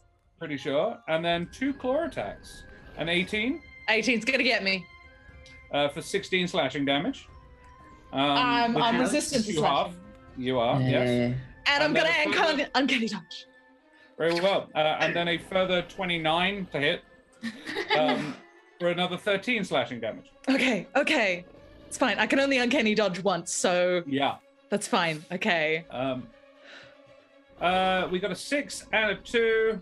Oh, and a 1. I will take the 6 and the 1 because he's had 2 rounds of it, and the 2 will be for his next one. But he, yeah. We got a 6? Oh no. Oh no. How much damage have you taken all up, Trish? It was 8. I'm doing frantic math. Do I round down when I huff? Yes. 4 and 6. You've taken 10 this round. Okay, that's fine. That's fine. I can take it. Yeah, you can. Stupid barbarians. Yeah. Yeah. And it's now Nevermore's turn. I am going to cast a 2nd level Cure Wounds on myself. Good idea. Yep, with my Warlock spells. Yep. Cast. If you're casting with your Warlock spells, you can use a level 1 spell, I believe. I can't use a... Because it's showing up on my D&D It's a Warlock as like spell. a castable thing. Sorry, if you're using a Warlock spell slot, you only have one level 1 Warlock spell. If you can, however, cast Cure Wounds with one of your regular spell slots. Yeah, that's what I will do. Yeah, Sorry, so okay, I'll cast it with one of my regular 2nd level spell slots. Very well. So I will heal For myself. 11 healing. 11. Mhm. And then I will just stand in front of Helvig again. And there's not an awful lot I can do with the bonus action, unfortunately. So that's where I'm going to have to cap it. Very well. Cool. Helvig, what do you do? Nevermore. I think I'm okay. I look at, just focus on yourself. I don't think he's trying to hurt me. Fucking do something! Your dragon's gone crazy! My soul's currently bonded to that guy, so I don't think he can do much. I cast because people don't need healing yet. I cast like Eldritch Blast on Pier just to prove a point. You cast Eldritch Blast, make an attack roll. Switch this to Helvig's name, and then do this. Bam! I'm level 5, so also this, bitch! You hit him twice. Neither appeared to do any damage at all. See? It just sort of, it disappears into him like he's an illusion. Like just passes straight through. But doesn't exit the other side. However, he growls at you, and he's going to do that wing flap thing again. He doesn't like how bossy. Oh, sorry, I do apologize. Yep, go for it. I move around over here, so I see my friendo, Jude, Yep. Littlefoot, and I'm gonna also use my healing light ability. You're very hurt, aren't you, Jude? Meh? Not really, they just laid I on just hands. did 20 18. levels of lay on hands. 20. Oh, right. I'll just do the 1d6. Yeah. Oh.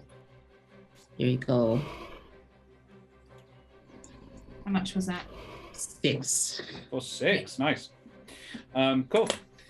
Now the dragon is going to once again use his wing flap ability. Trish and Jude, please make me dexterity saves. Dude, you have advantage from the haste. You do.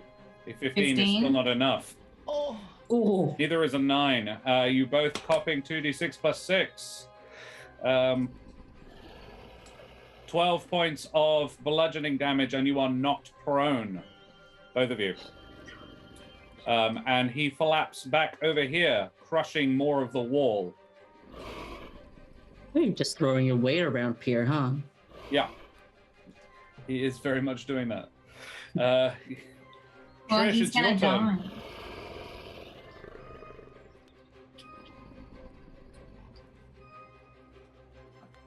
Trish, it's your go. Oh, sorry. All right. It's a whole action to get off my ass, isn't it? It's half your movement. Oh, You good got thing your I speedy have boots on. my speedy Yeah. boots. Okay, I'm gonna get up off my butt and I'm gonna run over to him and stab him with my lance. Just Yeah, get it. Get some. Come on, Trish. ah! Yeah. 26 hits. Yes, it is not Oh a my God. glancing blow. Hey. Very nice. Yeah, for another 20 damage. Excellent. And I'm gonna offhand fancy dagger. Very well. Misses. That's fine. And I don't think I have much movement left, so I'm gonna just stay here. It's fine. Very good. Yeah, he's probably gonna use his tail attack for his legendary action, his last legendary action of this round. And he's gonna smash it down on Nevermore. 28. Oh my God. 17 bludgeoning. Oh my God. On 1 hit point. Noted. The red health bar. Benneck, it is your turn. I am still fucking terrified of this thing.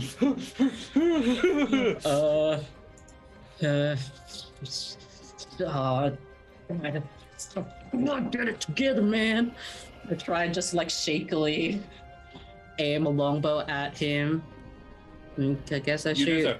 Cause whatever. I don't believe you actually have disadvantage on the thing you're attacking, do you? Or do you? I do every time. Yeah, that's right. If he's in my line of sight, I have disadvantage on. Right. Yeah. He's a very big, Very scary good. dragon. Like, He is very big.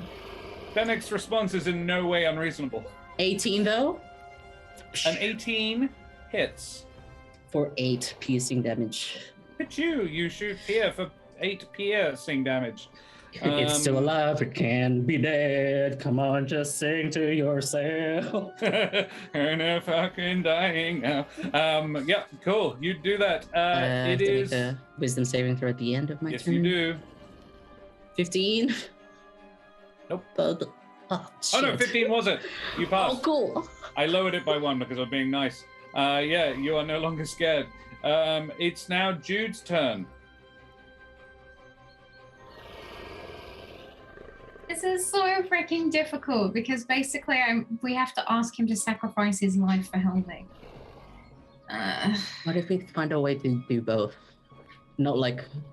Just If their souls are bonded and I Conga take line? their soul, don't I take both of them? No. You'd be swapping. Oh. It is like a blunt.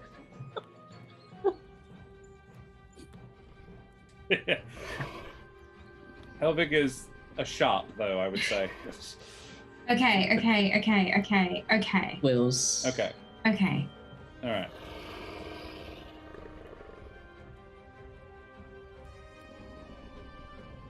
I'm going to cast Command. Oh, okay. Yeah. All right. And this is a 1-word command. And Jude isn't smart enough. So I'm going to say surrender. Oh, that's good. That's a good word. Jude. What's the save I need to make? I'm going to cast it at 2nd level to use up my last 2nd level spell. I don't believe high levels. Oh yeah. You okay. can target somebody else. It just means you can add it to add a second creature. I wouldn't bother. Oh, casting never at mind. second level. Just Never do it mind. first. Yeah. Yeah. My spell DC, isn't it? Wisdom Yeah. save against your spell save DC. How Yeah. high is that? 17. It's not that high. Yeah, I don't think it's that high. Yeah, you have a second action because you are still hasted. But here does not appear to have. He's heard you, but he doesn't seem to care. If you make He an attack with resisted this, your- it's only 1 attack, by the way. Oh, sure.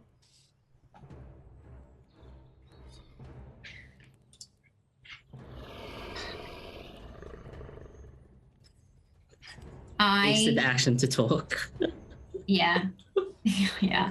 I just stand where I am and I just speak out to Pia and I say, how can you be so selfish? Here, is it selfish to want to live?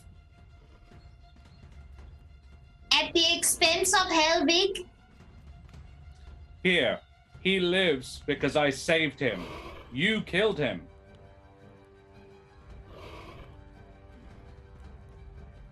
We killed the thing that he was in, right?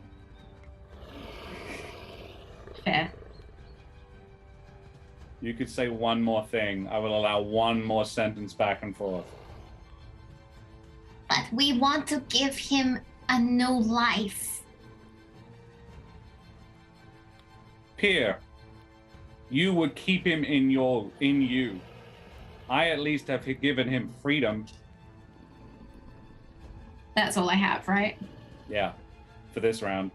So next round, please say speech. You'll get there, I think. You have Yeah, a I bonus don't think action. Jude can fight him knowing what Jude wants to do here. It's just a talking You debate. have a bonus with you. action if you want, but you've already cast a spell. What am I at? 25. Lay on hands is an action.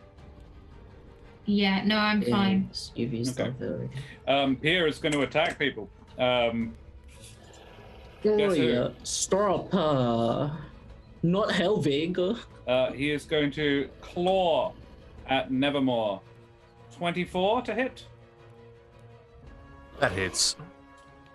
I don't need to roll it, but 13 slashing. I'm down. Nevermore is down. Trish is going to cop a bite attack. 25 to hit. Yeah, that hits.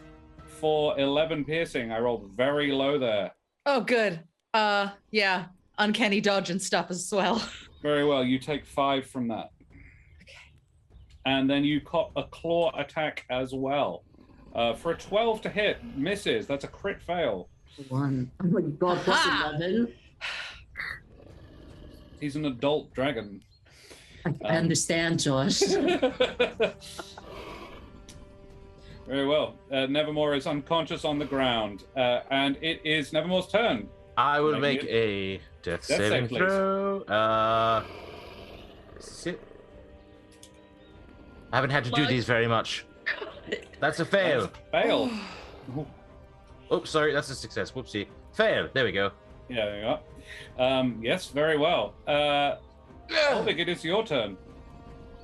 Nevermore has been rent down the middle with 3 nasty cuts from Pierre's claws. Just in absolute agony, puppy dog eyes towards, looks up at Pierre, like holding Nevermore's like limp body. This isn't what I want. Can't we just like talk things out? Few wounds, because boy, is he dying. Yeah, you do that. Few wounds at my last 3rd level, because Warlocks 14. Nevermore Nevermore is returned to 0 hit points, but he is not bleeding out. Sorry, did you just cast that at... Oh, sorry. Okay, I see how it is now. Yep, 14. Got it. But no, He's only Nevermore. not bleeding out. Are you blocking me? Your Pierre? magic comes from Pierre. Peter! Nevermore, he has stabilized you. Oh, Here is an asshole. What the fuck? You've been for An asshole. wanting to live. What Counter spell, healing, word. You're such a dude. That was like not such a bro maneuver. That was like the opposite. Some your bitch. You know that.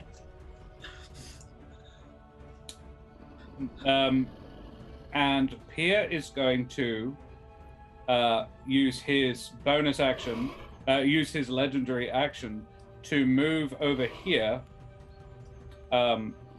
Basically, That's just sort of remarkable. walks over you, Trish and Helvig, and then he is going to use his legendary action to breathe his sleep breath at you all.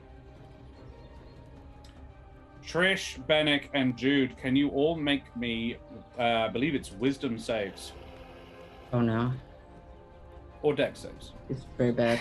Oh. It's con save. It's a con save. I do apologize. Oh. A 4. It's the same. It's not going to be much better. 16. Yeah, sorry. It is a con, not a.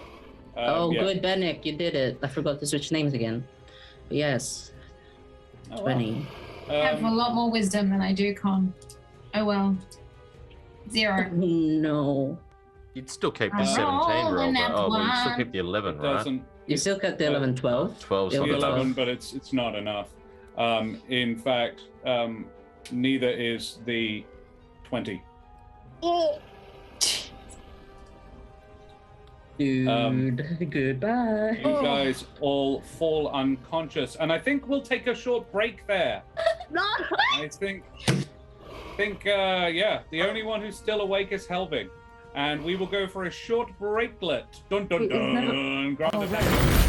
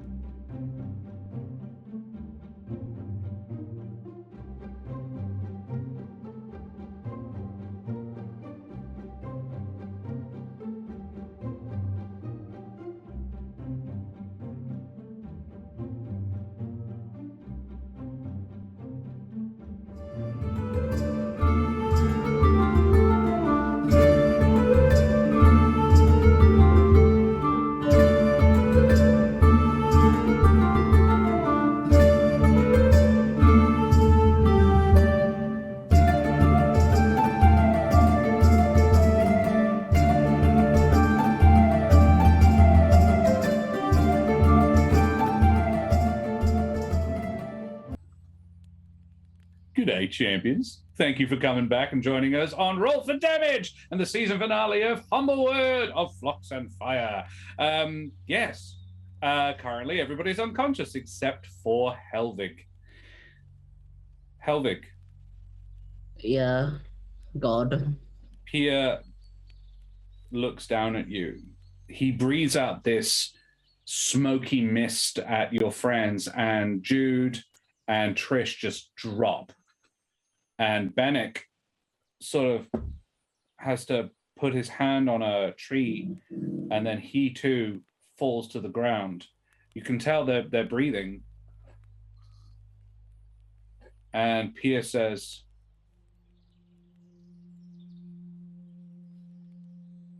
Pia, do you want to go with them? Pia, was the little one right? Am I being selfish?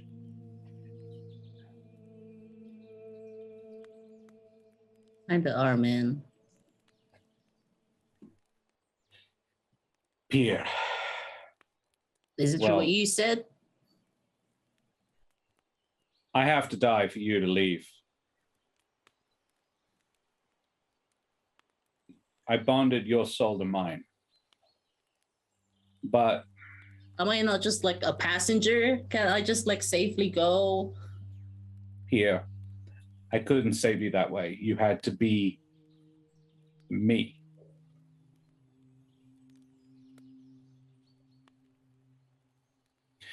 Pierre, but me keeping you here isn't fair. If they can take you and give you a body, Pierre, then you'd have everything you lost. And it wasn't fair what the aspect took from you.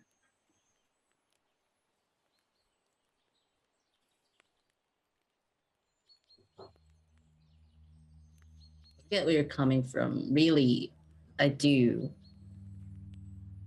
And this is not the way to go about that. And Pierre, it's I'm sorry. I was thinking if they were strong enough to beat me, then they'd be a better guardian for you. I was trying to get them to kill me. If they could. why? You're all my friends. Because, Pierre. Because if they can kill me, they'll be safer with you. Here, But if they can't, then someone else will have to kill me. I can't do it. I can do it. Here. And he nods his head down to yours, and he sort of rests his forehead on yours. Then his tail sweeps out and pushes Trish's spear towards one of his arms, one of his legs, and he picks it up and hands it to you, holds it out to you. Here. And he lies down, you know the way dragons lie down, like a dog lies down, but its neck is up. And he rolls to one side slightly. And then he hands it, he reaches up to his own chest about a third of the way along his length.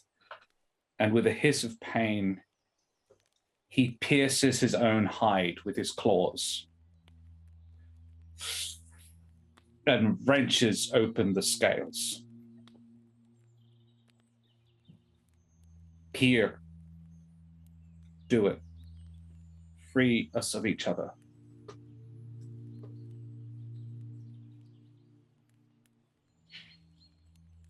What will happen to me when you're gone? Here. You'll have what's left. You'll be here. Still a fire creature, so you can't leave except in your friend. Here, do it. Are you gonna come back? Here, maybe. I'm strong. Here, do it.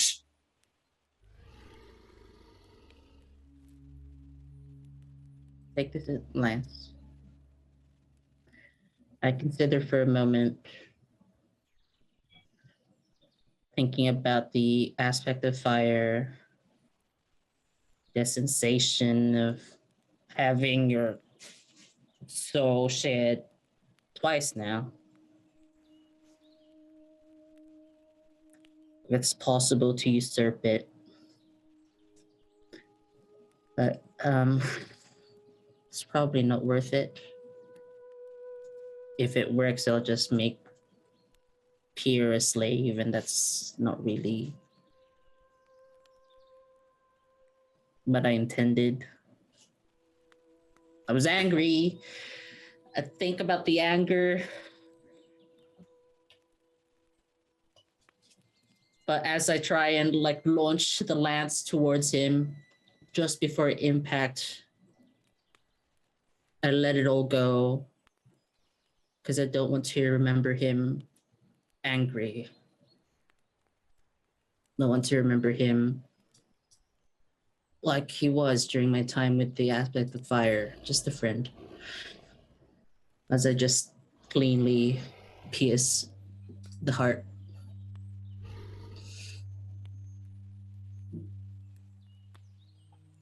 Everybody who was asleep, you are awakened by the sound of a huge draconic roar. And as you look, you see Helvig, the amber lance in his hand, thrust deep into Pierre, who now lies on the ground. And you hear, Nevermore, I would actually say you would come to as well. You hear very quietly, Pierre, and you all hear in your heads, goodbye, friend. Hopefully I see you again.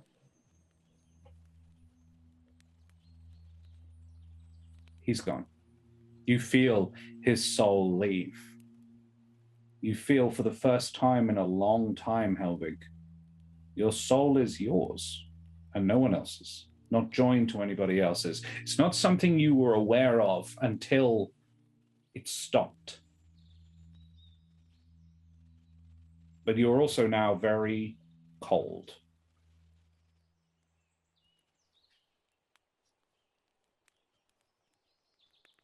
Does the You've- scenery go away when Pierre died? No, but to you and nobody else, it feels insubstantial now. Much like yourself, you feel this about yourself, that this, you are fading like a memory, like a dream, the memory of a dream. Oh, good. Healthy. Nevermore, you functionally have 1 hit point. Hey, Are you okay? honestly, yes and no. Frankly, I don't know if I have much time. So if you have your idea, I don't know how long this is gonna take. Yeah, okay. I've got to talk to Gaspard a little bit, but I'm pretty sure it's like a bonding of us. And you can either go into my mind or share my soul. I know that hasn't been fun for you. But also, Yeah. I promise to make it really entertaining. We can have little sleepovers until I can get you a body. Literally, the entire experience would be one big sleepover. I mean, I suppose. I guess I wouldn't mind. I don't know, it feels kind of serene. Just being myself, not connected to anybody. But it's temporary, you said it, so guess I don't mind.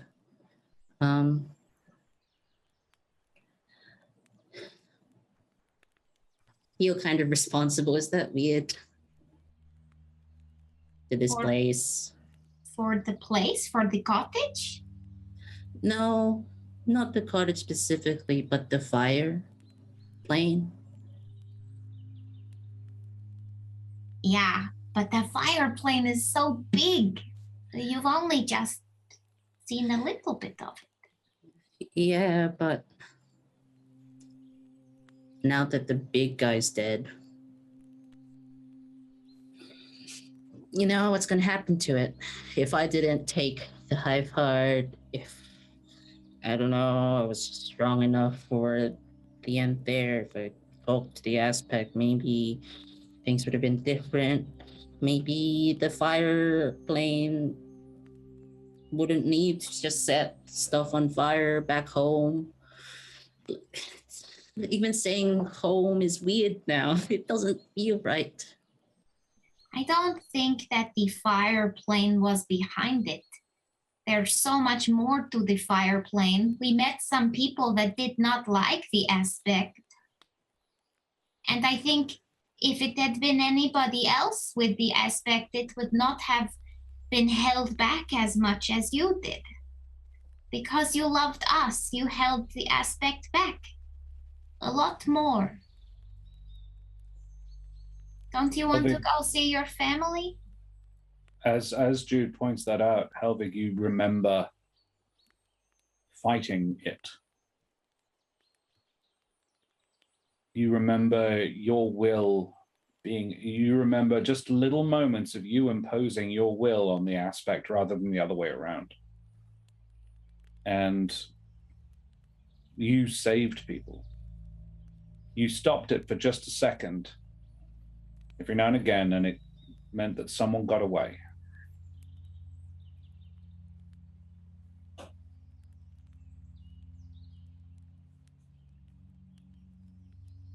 Well,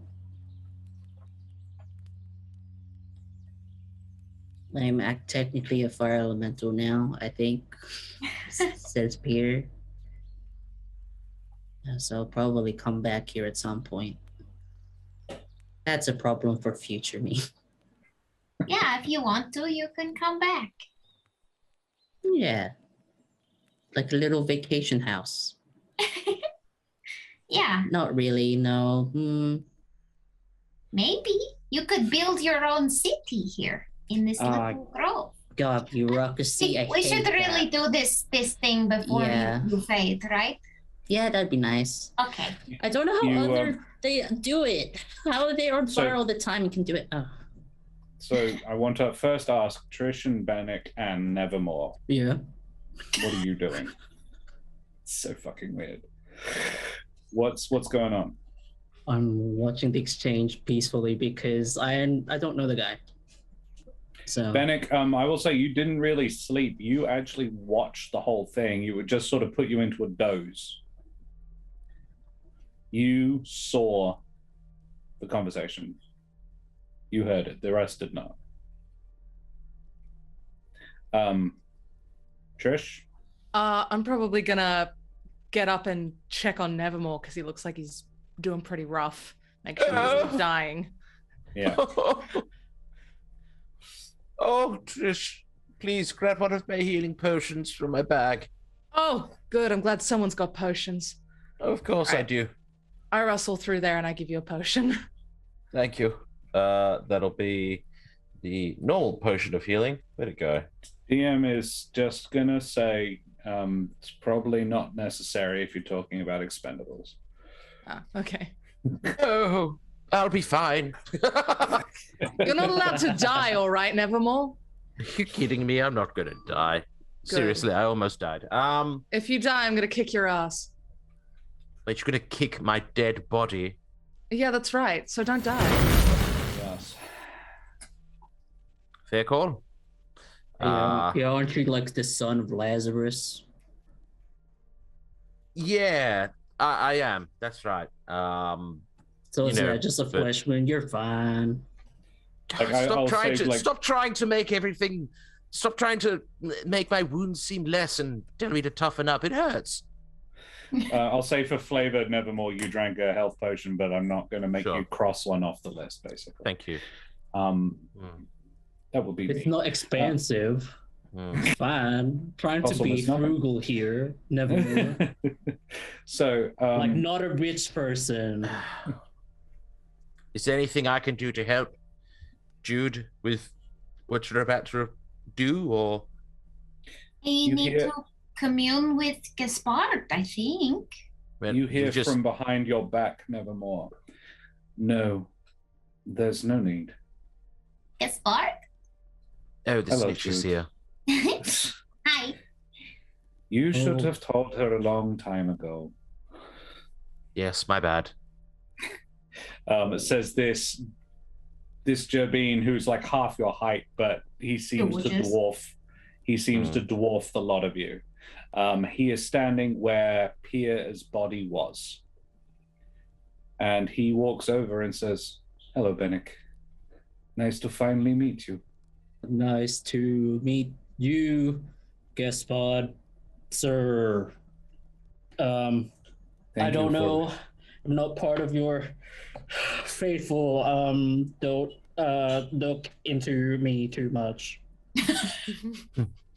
And he actually touches you just very briefly on the head with 2 fingers on the forehead. He said, and with a look of, "Do you mind?" I brace. And you hear in your head, "Thank you for taking care of Trella." And you have in your mind the image of the Jabin girl you ate. That was respectfully done. Yeah, he takes his finger off, and nobody else hears that. You now know her name was Trella. I just nod awkwardly. And as Then he- Gaspard turns, it's like a huge weight falls off his shoulders, just like, oh. Yeah. And then he walks over to Jude and Helvig. I Hello, hug him. Helvig. Gaspard? Gaspard hugs Jude, and over Jude's shoulder he says, "Hello, Helvig." Hello, you must be Gaspard. I heard so much about you in the brief time. I am here to help. Jude, Oh, I have you feel decided where you are going to store your friend? Oh, Helvig, Yeah? do you know where you would prefer? I know that if you are in my head, you just watch everything. You're not participating. But if you're in my soul, then you can also have you time. You know? I mean, I look over at Gaspard and then back at Jude. Both will have a cost.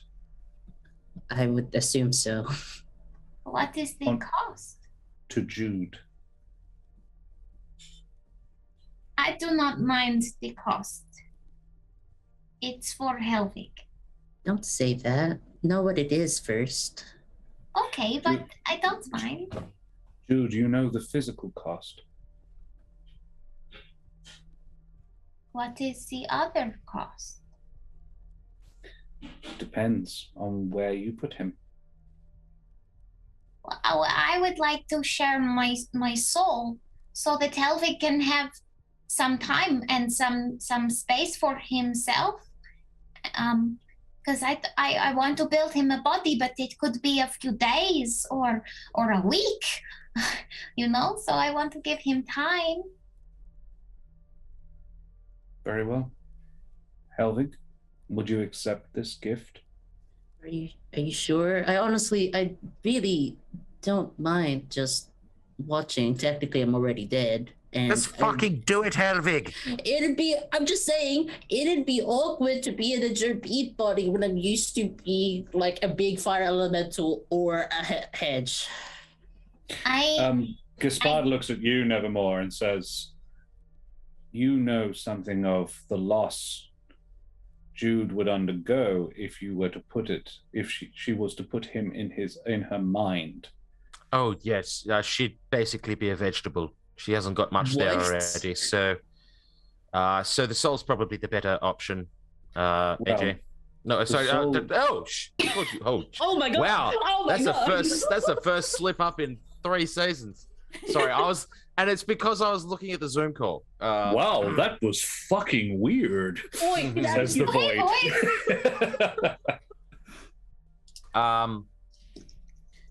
It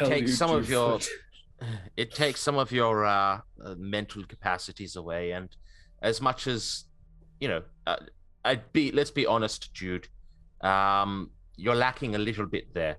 So potentially this. Well, okay, sure. Go in Jude's head and see how that goes for you. I think soul's the way to go, Jude. Yeah. I mean, I thought consummation was consecrated. So It's an easy mistake. It rhymes. I'm sure Trish would have made the same mistake, so don't worry. Listen, And we all Gaspard have- said, no, you carry on. So we all have our weaknesses, and there's no shame in that. But I also elbow Nevermore while I say that. Yeah. Gaspard looks at Jude and says, "Technically, you weren't wrong. You did consummate consummate a relationship. Just it was a bit of an off, not quite the right word to use." His voice keeps changing. sometimes he's British, sometimes he has Jude's accent. Yeah. It's really I should have like. He's a god, whatever. Technically, you did not use the wrong. That's just word. Jordan. That's a deeper There's not Jordan. a better word to use. That's technically what his voice is supposed to be, is a deeper. It's puberty Jordan. Yeah. Anyway, but there is a cost for the soul too. What is the cost? You are giving your soul to someone else. Yeah. For a time at least. You would not be a paladin of me. What? You would be a paladin of Helvig. That's very weird. I wouldn't be with you? I am everywhere a little bit. I would be with you, but this whole calling on me thing, which I really need to curtail anyway, which means do less of, would have to stop. Can you rebind with Jude or rebond with Jude once Helvig has been removed? The process would be automatic. Well, there you go. Wow. It's not over. It It's relies just a on slight pause. Jude. Jude could rebuild the relationship at any time. Well, I am always a believer of you, Gaspard. And for a time, I am happy to give my soul to Helvig because my heart is always yours. Damn, that was deep. That was. Well, And we then- got caught off guard by it too. Then the process is simple. Jude, you know the ceremony spell. Mm-hmm. What is the body, the physical thing you are giving up? I'm going to give my tail up for a bit. I see. Jude, you cast the ceremony spell. You must sacrificially, you must, like, in a ceremonial way, remove your tail. You chose Okay. it. You picked tail. Well, I like, was very if surprised. it's a finger or something, it's going to affect sword fighting and spell casting. Tails. You don't like- think tail is going to be important to the way you move? Oh yeah, my Does it acrobatics. Wait, balance? can I? I've already crafted the negative to your acrobatics. Like, you're good. Basically, all dex checks are a disadvantage. Okay. I'm going to lose my left hand. Holy shit! Is that enough, or can it be less than It that? could I have don't. been Jude doesn't know. He suggested a finger. Jude does He know. did He suggest a he finger. suggested a finger Okay. the last time you spoke. I'm gonna take off my last finger on my left hand. Okay. Jesus Christ. I mean, I'm just ready to hack off limbs for Helvig at this point. Let's I do was it. like- Yak yeah. I It would kind be a of hand. kind like of hand like of the whole Vecna, hand. hand of but Helvig. yeah. The thing is, would Jude do a hand?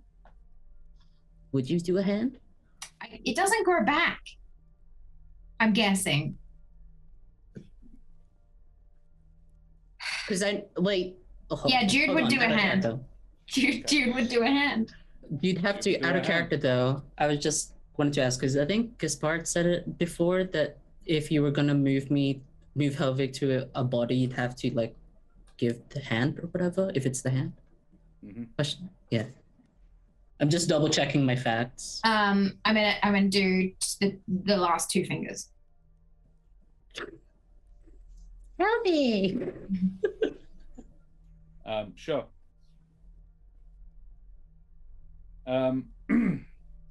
Weird Like the two ha- fingers. Yeah. You're like not one. You're more than one finger, but not hand though. I still want to be able to grab things. I think you said hand. Like, he will take the place of the hand. So you would have two hands. But One of them Helvig would would be be- my hand. And one of then when them- so I give up my left hand. Okay. Cool. Also, can You we do not that. role play this? Because this is making me a bit squeamish. I get No, rid of the fair enough. hand. Yep. Yeah. I'm going to say that Gaspard will look to Trish and say, if that is what she wishes, You have a flaming spear. Would you mind? Of course not. Okay. Gaspard puts his hand on your left shoulder, Jude, and he is functionally blocking the pain. Trish? Okay, Jude. You ready? You want this? I do. All right. We must be quick, Helvig. Be ready for this. Just tell me what to do. When the limb comes off, you must focus your will on what you wish to do and where you wish to go. Okay. Okay. I've done this plenty of times. I'm sure I can do it. So he's standing with one hand on Jude's left shoulder and the other hand on Helvig's back. Nevermore and Benneck, what are you doing? I'm being quiet because, I don't know. This seems like divine shit, not my area of expertise. Yeah. It doesn't gross me out at all because Very well. Yeah. I'm just covering my eyes. I try and look around for any interference rather to be productive. Benneck, make a perception check. Nevermore definitely does not. He is not looking. Okay. He nods at Trish. 17. Right. Everyone's ready? I'm gonna go on the count of 3. So I have to focus on the her soul or the hand. Gaspard. Both. Okay. The hand is the pathway, the soul is the goal. Okay, yeah. Okay. You're focusing now, Helvig? Yeah, I'm ready. All right. Are you ready? Count Jude? of 3. Yeah. 1. And I go on 1. Go, Helvig. giggles. Go. I do it. I'm already doing it the whole way. Helvig, make me now. Helvig, what check would you use to do this? Will, right? So charisma. Charisma. Yeah, there's no actual. Benneck, you It's not notice a the skill or trees are anything. fading. The trees are becoming translucent. And there are patches of sand underfoot. Carry on. Sorry, keep going. If you could think maybe there's a specific skill that you think you could use, but otherwise, I'm happy to go with a charisma check. And it'd be survival using charisma instead of wisdom because we're trying to live. I'll allow it. I like that. Sensible, logical. It's normally I use it for tracking and wilderness stuff, but yeah, okay. I think it's a good, good argument. I was looking at my proficiencies and I was like, intimidation. I'm trying to intimidate Jude's hand into falling off and taking its place. That's right. Yeah. It's my place now. Yeah. My hand. Do it. Make the check. Okay. Well, it is. I'm just going to roll intimidation because it's the same. Sure. But it is survival. Bam. 24. 24. Benneck. Helvig. Sorry. I'm just so used to it. Yeah. At least you didn't call him Dan.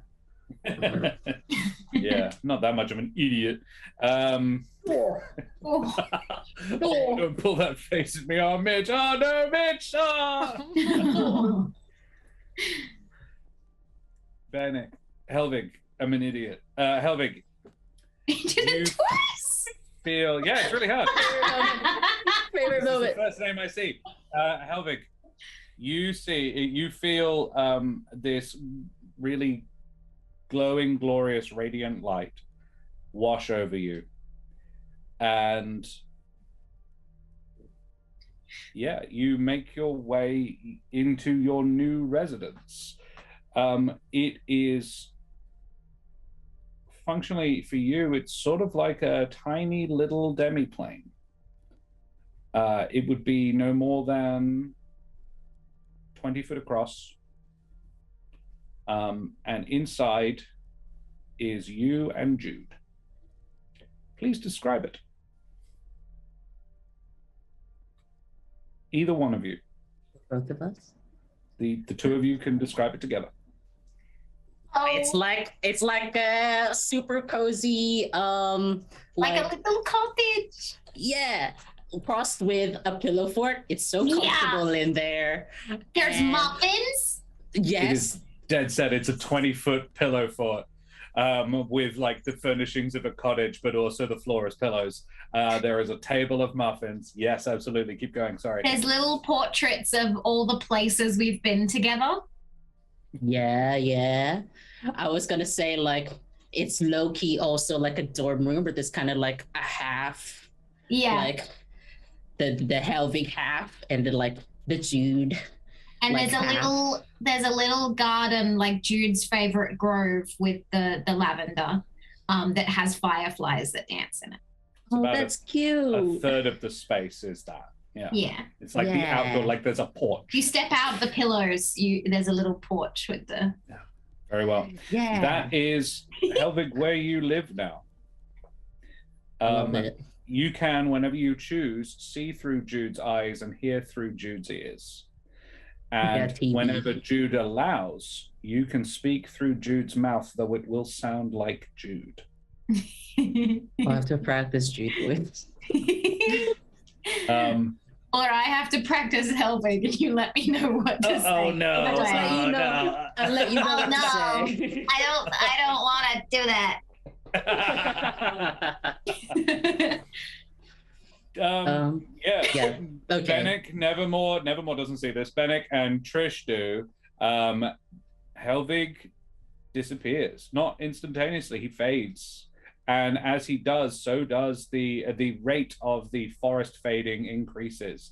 You can see it is visibly fading now. Like you've probably got another couple of minutes of it's more a forest than it's just desert. And the glow that he sort of fades into a glow, and that glow moves towards the stump at the end of Jude's left arm. What does the hand look like, either of you, whichever wants to describe it? The hand that replaces. For me, I thought it would be kind of like a little aspect of fiery, like a little bit like a.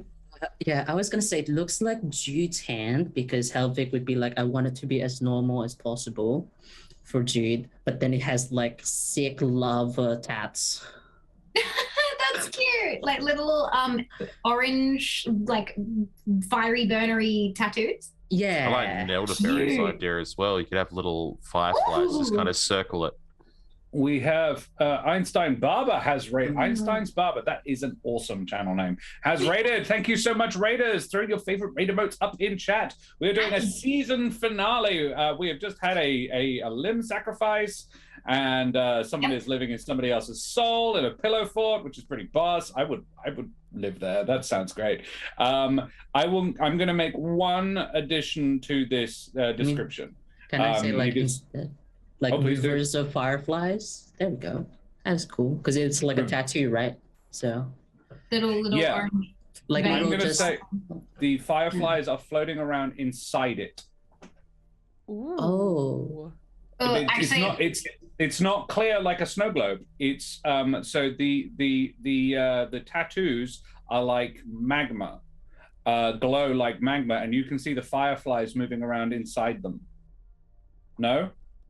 I just get paranoid about things under my skin, like Oh, okay, fair squeamish enough. about No, no. it. It's like No, the no, one thing that's I all right. don't like. Very so. no, fair enough. However, so yeah, occasionally fireflies come out of the tattoos, Cute. but on the back is a little bit of chainmail, but it's Helvig spines, tiny Helvig spines, silver Helvig spines. Like a necklace or Okay. like a No, like where the amount of the spot that a hair would be on the back of your hand. I have a like- spiky hand. Yeah, very very small spikes. Silver Okay. Just chain, like silver mail. 3 silver knuckles. I am Wolverine. No, they point backwards, but otherwise, yes. I am backwards So Wolverine. you bitch slap somebody who really fucking hurt. Dope. Thank you. Our art is done by little Siren Lilith. It is done by Breepai, our amazing artist. Yes, it's very cute stuff. Cool. It's now inaccurate because Jude's left hand is now a tattooed, spiky thing. Just put a little Helvig where my left hand should be.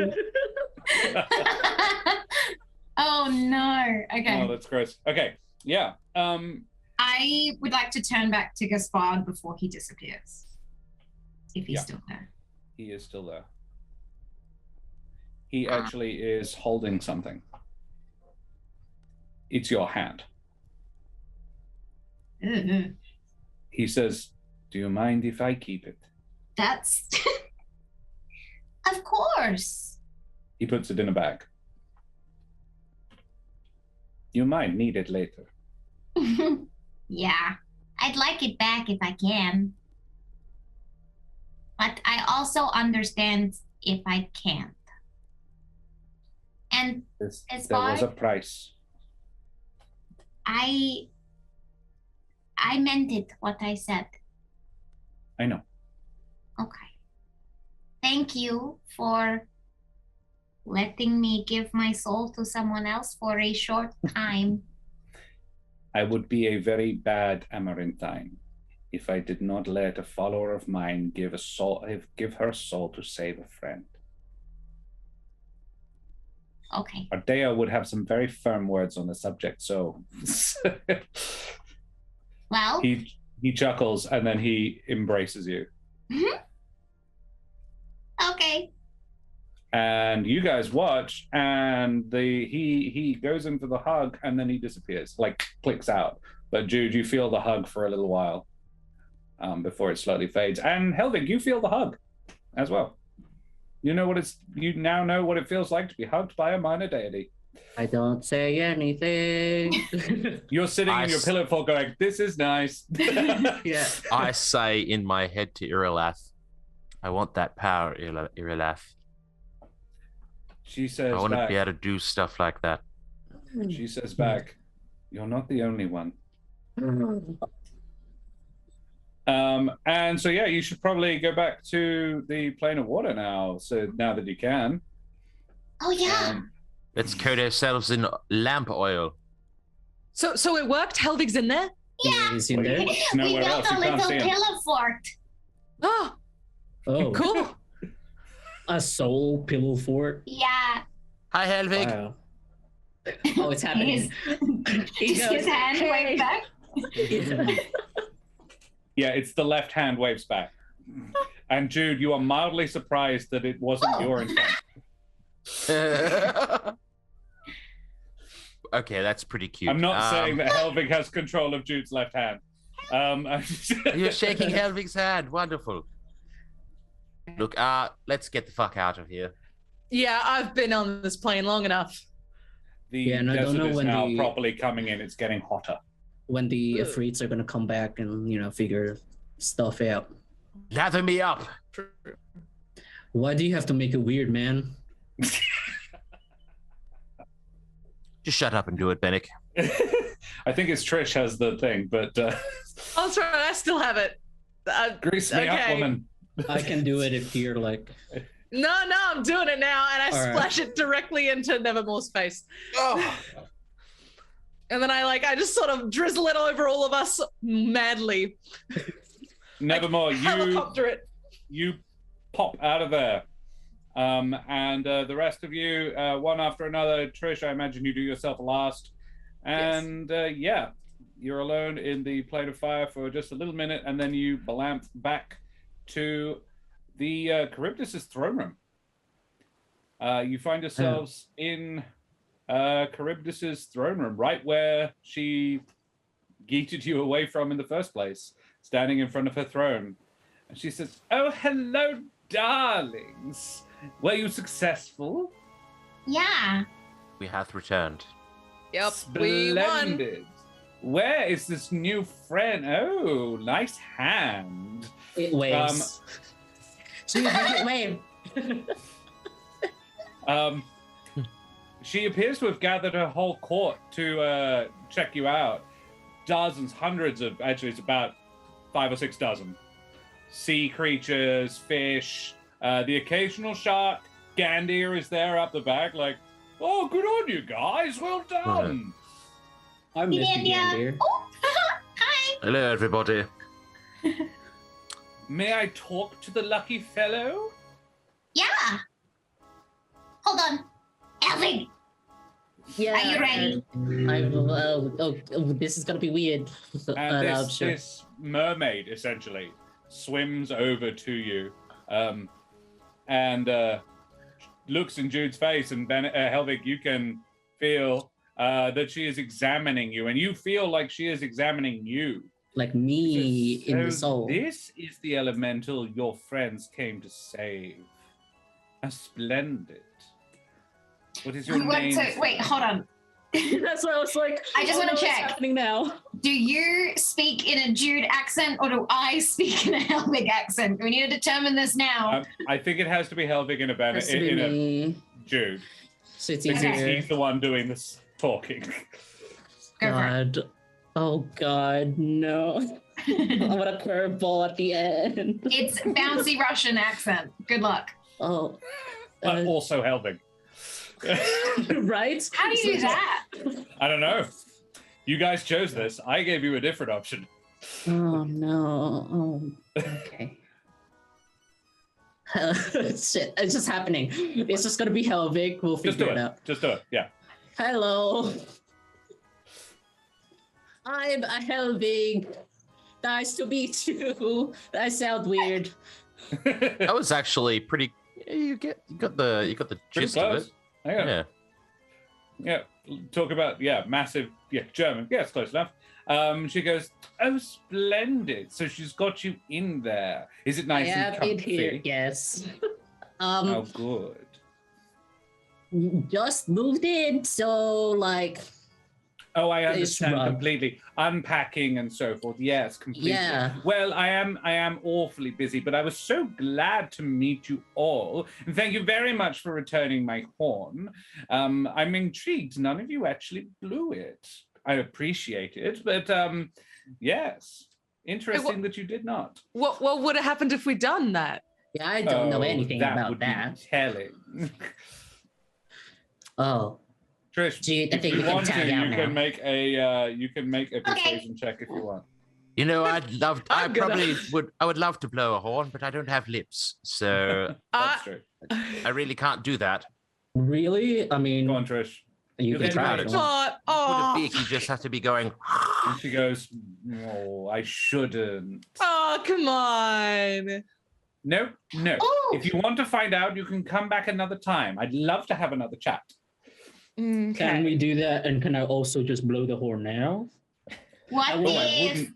I wanna play prove- my wouldn't do that. ocarina and we play them together? I just want to prove Nevermore wrong that us birdfolk can blow horns. She chuckles and she says, "Oh, I know. Of course you can. Yes. But I really don't think it would be appropriate. Summoning a kraken wouldn't be a nice thing to do right now." Everybody, Oh, stop dear. wanting to blow the horn, please. Charybdis, on behalf Yes, of all of us. Gandia. Oh, sorry, no, carry on. I'd just like to thank you for the rescue. Thank you for the opportunity of speaking to you and not just killing us on the spot. That would have been a loss for everybody. Yes. And we would love to meet you again sometime. And we hope we have the opportunity. Well, you're welcome back in the Howling Abyss anytime you like, darlings. Gandia, dear, would you show our lovely guests back to the Howling Abyss? Thank you. Certainly, my Elaborate lady. formal bow. Gandia blows a whole bunch of bubbles at you and presents his dorsal fin for you to grab onto. He swims you back out into the Howling Abyss. In And, Nevermore, I'm gonna- you still have a spell to do descending, right? That's how the plan goes for us to leave. Yes, I do.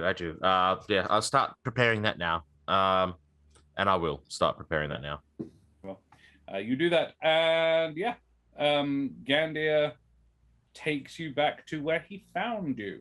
Said, well, you little bites, that was great fun. I'm really glad you found your friend. I hope you come back soon. Carrie would really like to see you again, and I wouldn't mind it either. All right, bites, off you hop. And he pushes you basically back to where he found you. And Nevermore. Sending. I'm going to speak. I'm going to cast sending to Rusty. Rusty, can you please bring us back from the howling abyss? Yes, not the plane of fire, the howling abyss. Right now, please. You get back sorry. One sec. Gandir backs off from you. A tempest of water surrounds you. You feel yourself start to get swept away by the current. And then the world around you gets brighter and brighter until you are suddenly plunged into darkness and you feel nothing but a rushing wind. And I think we'll leave the series there. Do we get back? Do we get back? What does that mean, Josh?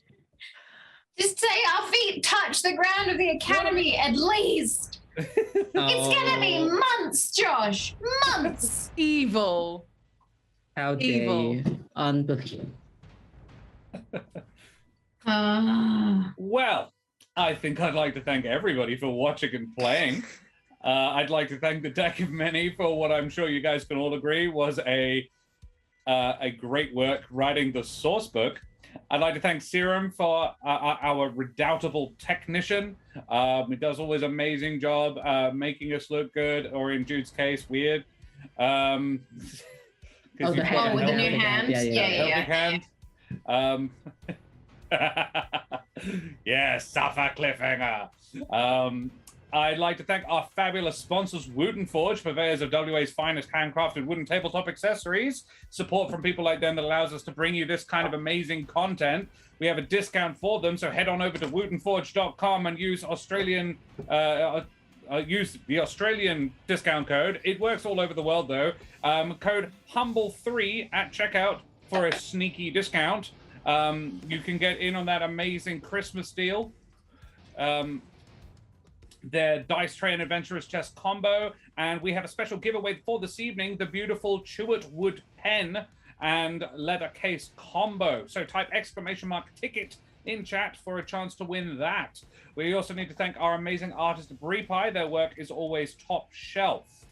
And before we go any further, guys, I need to talk to you about the other stuff that's coming up on Roll for Damage in the next week. It is going to be a monster. Please enjoy. If you've enjoyed, please follow and subscribe. And don't forget to check us out on YouTube as well. In the coming week, we have TSA is going to be the finale of TSA on Saturday morning. That kicks off 48 hours straight of D&D on Roll for Damage. It's going to be intense. And I say D&D, there is actually a couple of games of Quest, but it's all TTRPG, so that counts. And it's all in aid of St. Jude's Children's Research Hospital, which is kind of appropriate, even though Humblewood won't actually be happening.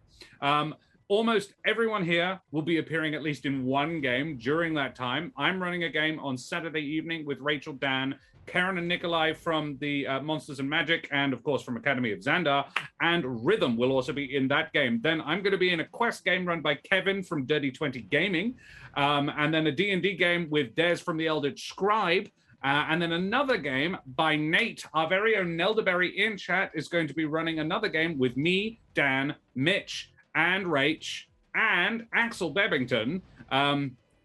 Sean, Kelsey, Yarrow, Shelby, and the Doom Donkey will also be running games. It's going to be huge and all for a great cause. So please come on down. Every dollar you donate, or I believe it's every $5, I'm not 100% sure, but there are so many giveaways to be giving out during that time. We've got alternate cover D&D source books, 2 copies of Fitzburn's Treasury of Dragons, 2 copies of Wild Beyond the Witchlight, a copy of Candlekeep Mysteries, a copy of Young Adventurers Collection, a Wooden Forge Adventurers Bundle, which is awesome. That's like $250, $300 worth of value. Just that one thing. It's enormous. Then there are 3 $50 Hero Forge mini codes and a 1-year-long Hero Forge Pro subscription and 6 Dungeon Fog subscriptions.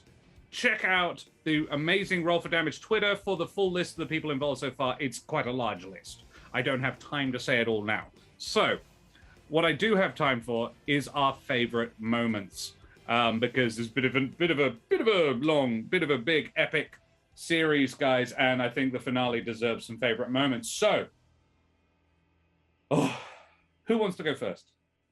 Who wants to tell me their favorite them moment? Jude? AJ? The line to Gaspard about Helvig will have my soul, but you'll always have my heart. Bless. Yeah. Jude's a cutie. Yeah, absolutely. My favorite, Jude. I've got a few, so I can go last, actually. Tell you what, I've got like 3 right off the top of my head. All right. I'll very quickly jump in. I loved how when you were casting Message to Helvig, you were doing it Bard style, with the singing. I appreciated that, definitely. I liked that you used my haste spell to talk more. Yeah. Rach? I really, jumping off that, I really liked that you were trying to convince Pia to change his mind and not attacking. You've come so far since stab first and ask questions later. Real character development. It's beautiful. Yeah. Compare finale Jude to like season 1 Jude. Yeah. I really enjoyed it. It's more of it's an AJ and a Dan moment, but I really enjoyed the pillow fort. And that whole description that was beautiful from both of you. I also really enjoyed the conversation about finding out what consummated is. Both were excellent. Jude's, I applaud to all of the main 2 in that were Trish and Jude. The Helvig obviously played a fairly big part in it as well, but Jude's realization and then Trish's realization that Jude didn't mean that you both got on the wrong end of each other's stick. It was so well acted out. That's my favorite Rach moment, as well as my favorite Jude moment is how well you guys played that out. That was really, really beautifully done. And seeing as I've segued nicely over to Rach, what was your favorite self moment? I liked getting to take part in the ritual. That was fun, and being like, just checking in with Jude that you absolutely want to do this before I lop off a hand. That was fun. Yeah, the fact that you did it on number 1. You want to count 3. 1 hack. Yeah. That got me. I thought that was funny. Small Town Creepies, I love the whole no, Jude would not eat stew silently. Yes. No, Jude would not. No. Completely accurate. I thought it was super cool to see Trish's, I guess almost you could say, new fighting style with the lance. Just like disengaging, charging off, and then charging back in again. That's terrifying. Yeah. It's honestly terrifying, man. Oh. Yeah, it's just like So for the audience at home, I modified an adult brass dragon slightly. I dropped it a little bit, although the sleep breath was tanked up a little bit. But everything else was dropped just a little bit. You guys managed to do more than half the total damage it had. And that was about 30%, 40% Trish. Like probably actually more nearer 50% Trish, to be honest. I think the only 2 of you who heard it were Trish and Nevermore. I did 8 Benneck to shot it. it for 8. Yeah, that was right. Because Jude didn't hurt him. So it would have just been the 2 of you. Yeah, Trish was also tanking damage. The only person who can go one-on-one. I still have more than half my HP left. With a CR 13 monster. I was like, oh, this is really frustrating. I just can't hurt the bitch. All right, let's kill the squishy wizard. I'm gonna take out the paladin and the wizard. It's easier. Yeah, that wizard. This wizard's tough as nails. Well, that wizard was like not being a problem. It's true. He was like, that one's scared of me. Yeah. Yeah. Barbarian Rogue is a really, really scary combo. Yeah. Little Siren Lizard. Yeah, the only thing I did bend the rules a little bit to allow Trish to multi-class because Trish's strength is 7, but it's still a boss multi-class. Yeah, all right. Anybody else have favorite Trish moments, or shall we move to somebody else? I've said mine. I like the sequence where we were like, Helvig, I'm gonna break this window now. And then when you like went over, just immediately hugged him. It was so sweet. Yeah. Yeah, that was really cute. All right, let's talk about somebody else.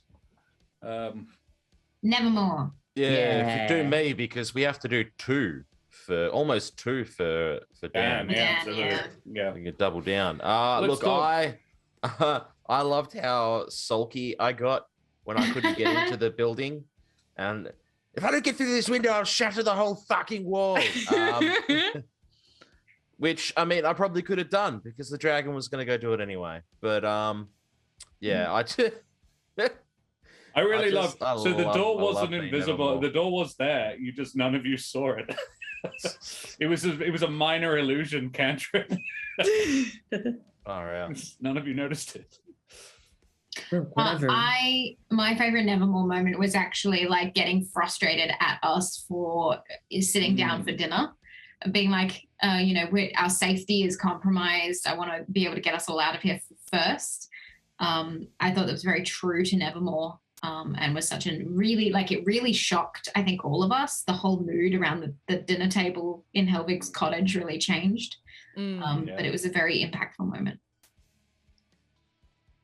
I'm going to write off that because right after that, he did something that 3 seasons ago Nevermore would not have done, and read the room and gone, all right, if that's not what we want to do, okay, we'll sit and have stew. That was also very, very cool that he's grown as this character and accepts that his friends have an opinion, and it was like, look, this is stupid, but all right, I guess we'll sit here and eat stew. It's very nice. I also particularly loved, as a DM, you said exactly the wrong thing. It's like, hey, we're going to take him. Like, I can't remember exactly the phrase you used, but it was exactly what Pia did not want to hear. And he was like, oh no, I just cannot allow you to take the guy that is literally my whole reason for living. Yeah. I loved you being super dramatic when you got revived, just being like, I'm dying. I'm not gonna look at this ritual, it's too gross. Just being an absolute drama queen. It was so fun. Well, speaking of drama, my favorite moment with Nevermore is the aspiration drop of being like, I want that power. Yes. What the fuck? Yeah, dude. Does Nevermore want to be a god? Yeah, I don't remember. Yeah, Nevermore wants to ascend. Good luck, Nevermore. Wish you the best. All the Amaranthines were mortal once. Ambitious. True. But it's a mood though. Helvig's like next aspect of fire though. Nicer aspect of fire. And you know that I'm going to be the god of sass. So I love that. I think it's actually really funny because I think 3 of us would want to be more powerful than we are, but for very different reasons. Because Jude might want to be an Amaranthine to be with Gaspard. Trish, you need to find an Amaranthine. Helvig said he wants to be the aspect of fire. Like he was implying it the whole way through. Yeah. Fill the void. Sure. Cool. Alrighty. I'm interested now. Would Trish want to be a deity? An Amaranthine? Fuck no. That sounds weird. No, thank you. Would Benneck Magic be up stuff for being weirds me up. Would Benneck be up for being a minor deity? I mean, with his knowledge of deities, probably not. If somebody was like, "Hey, by the way, you can be a Grim Reaper," he's be like, "Oh shit." But current Benneck, technically, no, the world not. does not have a god of death. yeah, Benneck probably would be like, I've been saturated in it a lot. Yeah. That's interesting. I reckon Trish could be a leader of some kind, like a councilwoman or something. Yeah, absolutely. Well, let's Oh yeah, I face can it, see her doing that. if Trish doesn't become an Amaranthine, you better believe that if Nevermore becomes one, he's definitely going to be hanging around, pissing you off constantly with his magic. It's so insufferable. You're going to sit down and the chair I think the will only pull out. reason Trish would become an Amaranthine is to stop Nevermore fucking with her. Yeah, if Nevermore did it, I'd have to do it so I can fuck with him back. That's the only thing that would motivate me to do it. Mainly to fuck with a mate. He managed to ascend, so I really just had to do it as well. Otherwise, he'd have bugged me for the rest of my fucking life. He probably would have extended my life to continue being able to do it. So funny. I love that Dan has two characters, and one is the god of blood and death, and the other one would want to become it. It's been a while since we have a Lord of Murder joke. That's true. Dan, what was your favorite self moment? Unbelievable. Well, we haven't been able to make the jokes because Helvig hasn't been here. I guess. Do I have to name one for each? I'm not going to tell you how many things to name for yourself. You just did a lot today. Well, my favorite Helvig moment is like standing his ground during the specifically during Nevermore's like outburst of like this is important, all of that stuff, because old Helvig, well, we're talking about like comparing people, is very like doormatty. That's like, yeah, whatever, sure, do this. But he was like, no, this is like important because whatever's gonna happen next, we're not gonna. Rachel. We're not gonna eat. I will henceforth be referring to Jude's new hand as a soft gap. Rachel. I think that's the dirtiest joke Rachel has told in stream. You deserve a harrow. You guys took it weird. It's the part of her that is Helvig. But you're calling it Jude's soft gap. That's not... That didn't trigger for you? Fine. Maybe I deserve to be harrowed. I've gotten too cocky. Sorry. I'll save mine for others. Oh, okay. Yeah, it's fine. Go for it. I was just going to say that I appreciated when Helvig at the beginning was talking to Pia.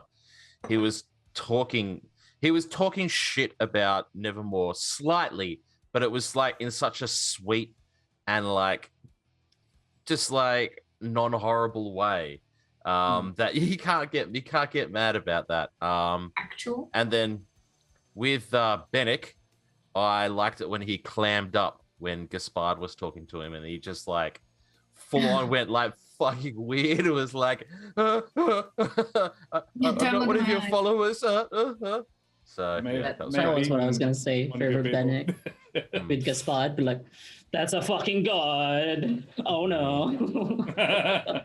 He knows what I did. Yeah, he knows things I don't know. So yeah. My favorite Helvig moment in it is that you and I, our collabs, like firstly the room that you reside in, the dimensional space that you reside in, and crafting that, and then as well the hand, like making something that works for this shared body that you and I have now. Yeah. So whenever that happens. Yeah. So when I leave. Yeah, and for Benneck, I loved the fact that there was a weight lifted from his shoulders when Gaspard was like, thank you. I think that that's very telling of Benneck and who Benneck is. Yeah. My favorite Dan moment was handling being two quite important characters simultaneously. You handled the heck out of that. It was, just in terms of awesome, amazing role play, speaking as somebody who does know how difficult it is to play two radically different people simultaneously, yeah, you nailed it. I do have a favorite Benneck moment. Yeah, it was that conversation with Gaspard. I honestly, that was the first time I said Benneck instead of Helvig. And then I was forced to go with it. He was not actually going to go over and talk to Benneck.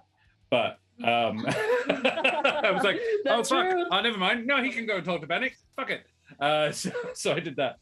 My favorite Helvig moment was the putting Pierre down. That whole thing. Your reticence to do it was lovely. I'm not shocked by it, but it was really heartfelt and lovely. Yeah. Cool. Anybody else? My favorite Benneck was not. Am I glitching? No. No. Okay. My favorite Benneck was not knowing who Pierre was and being like, hey guys, what the fuck is this thing? Someone fill me in. Because that's always fun when you're like behind and don't know what the fuck's happening. And my favorite Helvig was right near the start. Trying to empathize with the aspect of fire was unexpected because you know it better than anyone, but you still were trying to like see from its perspective. And that's such a Helvig thing. And I thought it was really nice. Cool. Yeah, it's a boy worth saving. Favorite DM moments before he tries to get away with it. Yeah. I have to launch in first. When Pierre like slashed the wall and somebody said it and being like, sorry about the window, and then just like looked down, acknowledged the wall was gone. And internally I was like, oh my god, that's so funny. But I was like, I'm in the moment. Gaspard taking Jude's hand. Very strange. For AJ, Jude doesn't care. AJ's questioning it. AJ's like, why did my god take my hand and put it in a bag? But I think it's very, it's kind of poetic that Jude has, that Gaspard has Jude's hand. Yeah, I'm going to say anything. I'm regretting dropping that the horn resounding blown would resummon a kraken. There would have been such a better way of solving that problem. You could have just blown the horn while it was still on the thing, and then Kraken would have showed up and destroyed the whole goddamn tower. We might not have survived that, though. We don't want to do that because also Fatima's there, right? But also now, if we ever need an emergency Kraken, well, you have to go and get the horn. Emergency Kraken, like, hey. Doesn't mean the Kraken obeys your will. just saying, like if we come up with a solution that needs a Kraken, we know where to get one. Sometimes you just gotta airdrop a Kraken, like. It's like in Hitchhiker's Guide to the Galaxy, the whale, but it's much bigger. You first, Trish. Okay, I really liked the way Pierre, during the battle, was so sure of himself that he's doing the right thing. I know what I'm about. And then as soon as we're all asleep and it's just him and Helvig, am I being selfish? Was the little mouse right? That was really interesting, that switch, and I liked it. Yeah, that made me giggle. He realized Jude did convince him, but he wanted to have a talk privately to Helvig. Yeah. I just appreciated the fact that you, throughout the entire process as Pierre, managed to stick with the whole Pierre, and then the emphasis on the different peers as well. Like the way you can emphasize one word in so many different ways conveys it legitimately conveyed each message that you then followed it up with. So I think that was just brilliant. For sure. Oh, favorite me moment? Yeah, that's right. Yeah, that's right. Yeah, bitch. Treat yourself. trying to think, what did I do? I quite liked when Jude was like, I take my tail. I was like, wow, okay, cool. I love it. Did it have to be this big? Oh, no. How about a hand? I was like, fuck, right? Like, no, how about a couple of fingers? I was like, no, you said hand now. I suggested a couple of fingers like a couple of weeks ago, but if you're offering a hand, I think a hand is legit. Yeah, I was like, I enjoyed how I dealt with that. This is, of every single session so far I have run of this game, this is the one I prepared the least notes for. I improv'd more in this session just because I did not know where it would go. So I just had very little that I could prepare. So yeah, I'm proud of the fact that I improv'd as much as I did and how well I did at that improv, just working with what you guys did. And my favorite DM moment, I suppose, is more for the whole season and for the whole 3 seasons, is how much I have learned from DMing you guys for 36 episodes. And yeah, looking back at like episode 1 or 2, I was like, I wasn't a bad DM, but I'm a better DM now. Yeah, you are. You're the best DM. Except, like, you know, figuring out when a player character has 2 characters. It's really hard to remember the 2 names. Both of them have an E. It's hard, all right? Serum also says we are so proud in his Zoom display, but I know that you can't see us. No, we can't. Well, I can't. Favorite Josh, making Mitch pout. Hitchhiker's reference to the whale would scare the NPCs. Yeah, it would. Kraken is the most folkloric monstrosity the Vikings ever created.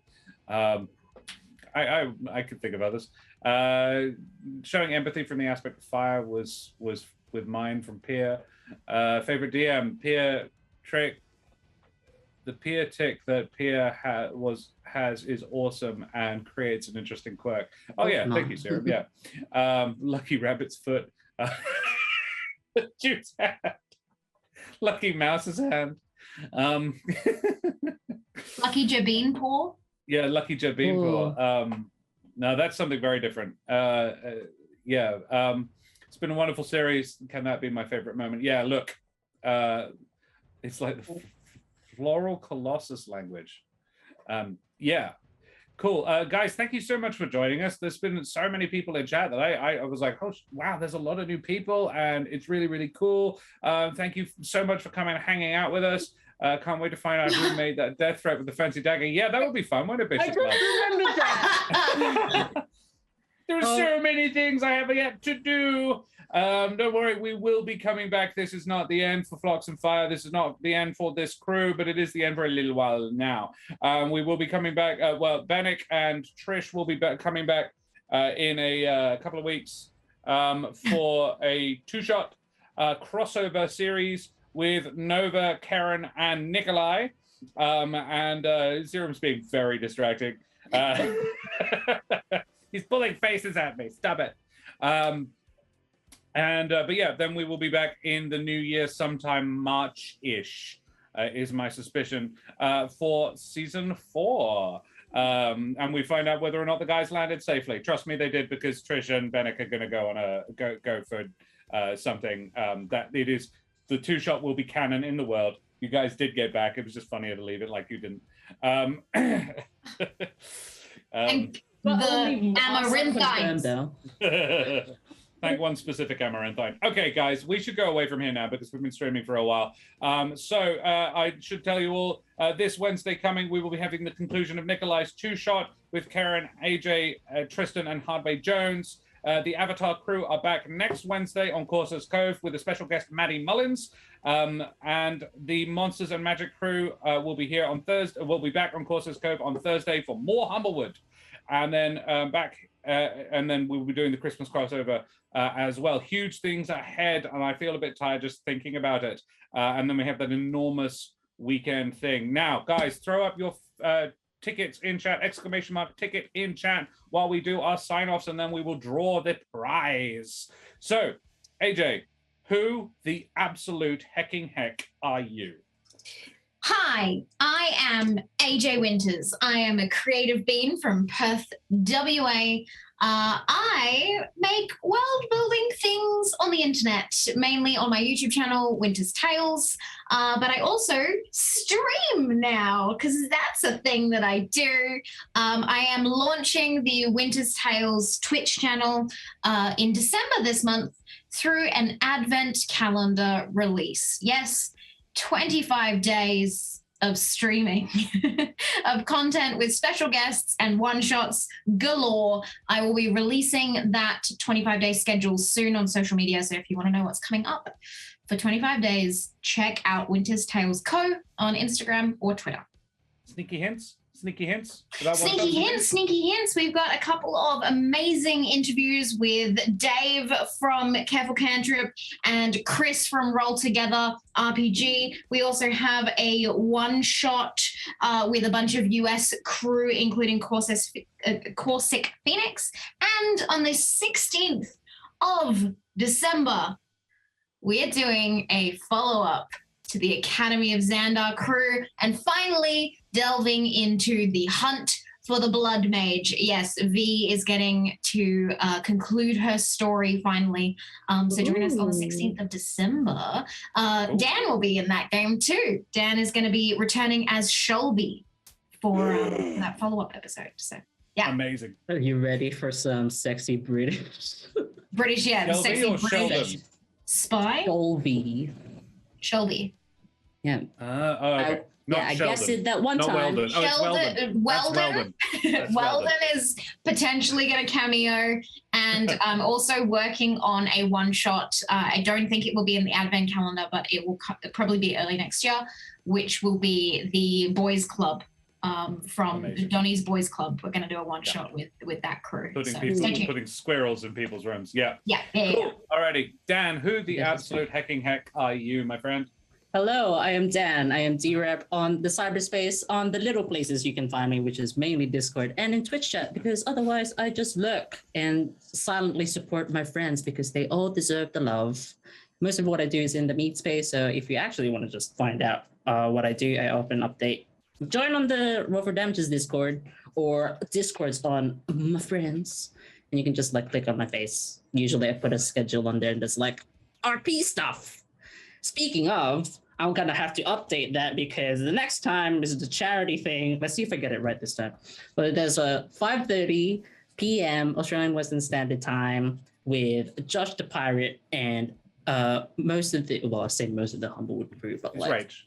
It's Rage. The powerhouse. The one that threatens you is gonna be there. And who knows? Sunday, we might have the tarot bar up by then. Yeah, can we Harrow Trish? Or Trish will be in the two-shot, so that's also Oh, yeah. Just because it's our finale doesn't mean it won't happen, Not Trish. over. Oh, yeah. Not over. I thought I was safe till March. Jesus. Nah. No, it'll happen again in March. Ooh, double Harrow. And on Sunday, just go right back into it. At 9 p.m. Australian Western Standard Time with Nate of Bruton Forge. Gonna take us on a journey. Be prepared because I am basically playing Mega Man. There you go. Nice. And I'm basically playing Gandalf. Yeah, it's gonna be fun. All right, Mitch, who the absolute hecking heck are you? Hello, everybody. I am Mitch Earnshaw. You can find me on the Twitter, and you can also find me on the Twitch, although I don't know if the link works for the Twitch just yet on my little pop-up. So you might just have to add a T to it. It does. No, but that's fine. It doesn't matter. And I, too, will be in the game of Nelderberries, and I'm still tossing up exactly what I'll play, but I'm thinking maybe some Zangief. If anybody knows who Zangief is, I'm sure many of you do. So yes, I will be playing Zangief, and yeah, I'm gonna miss this crew quite a bit. until it is. March, and then you don't have to worry about it anymore because then we're going to be back into it, season 4. Yeah, we will. Much love, everybody. That Twitch link for Mitch Earnshaw now works. Damn straight. Rach, you. who the hecking heck are you? Hello, my name is Rachel Foucar. I'm a writer, actor, and creative trash at large. You can find me on social media at Rachel Foucar, because that name is never taken. You can also find the book that I wrote, The Rings of Mars, right here on this very internet. It's space shenanigans. It's a sci-fi adventure. Read it. It's not bad. I also have a fringe show called The B-Plot Girls. It's like a comedy musical situation. It's also fun. It got some 4-star reviews last year, so pretty good. And in this Nelderberry one-shot, I'm going to give you a one-word hint as to my character. Bardby. That is all. Amazing. And if you don't come and watch her fringe show or buy her book or watch her play Bardby, she will come to your house and sit on your fridge. That is what I'll do. Yep. Whenever you try and get a snack, I'm going to kick you in the head. Oh, wow. You make way more aggressive. Yeah, you deserve this fucking arrow. And guys, Madame and Monsieur, Dames und Herren, and beings of indeterminate gender or persuasion, I am Josh the Pirate, and I have been your humble DM and storyteller for this evening, and it has been my enormous pleasure and honor to tell this story to you guys for the last year and a half.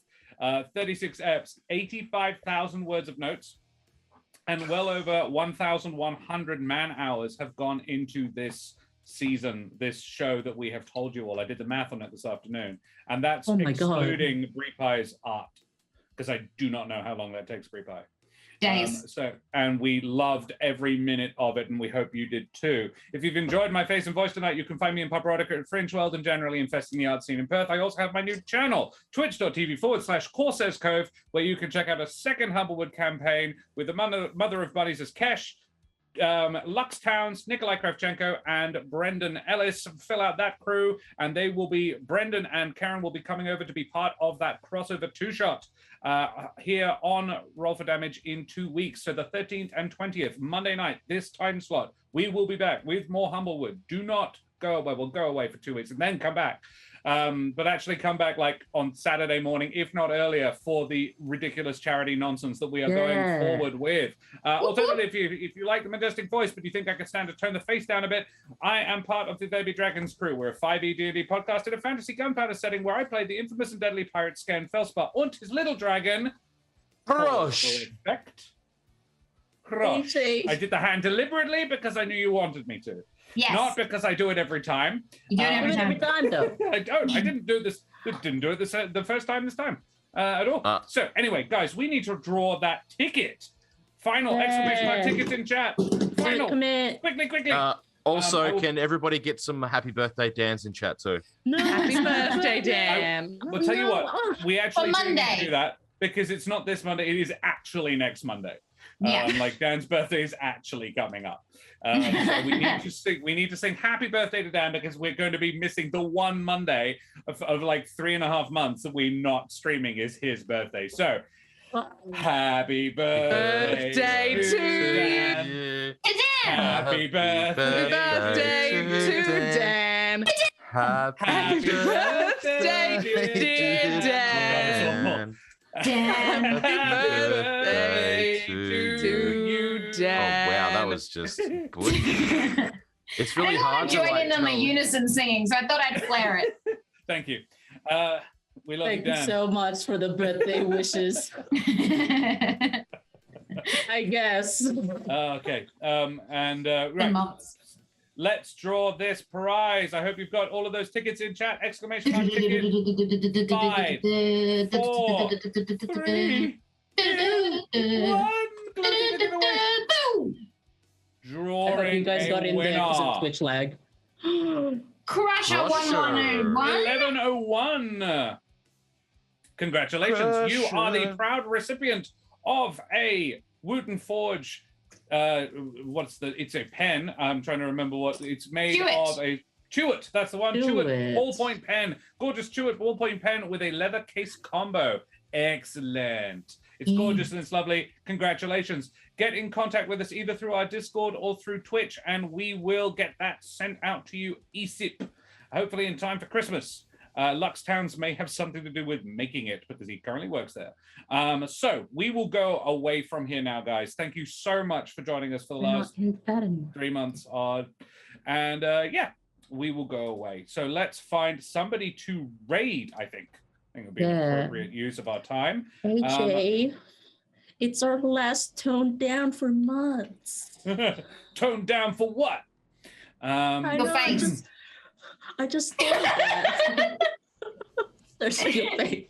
Turn down for what? Your face, Josh. You're turning your face down.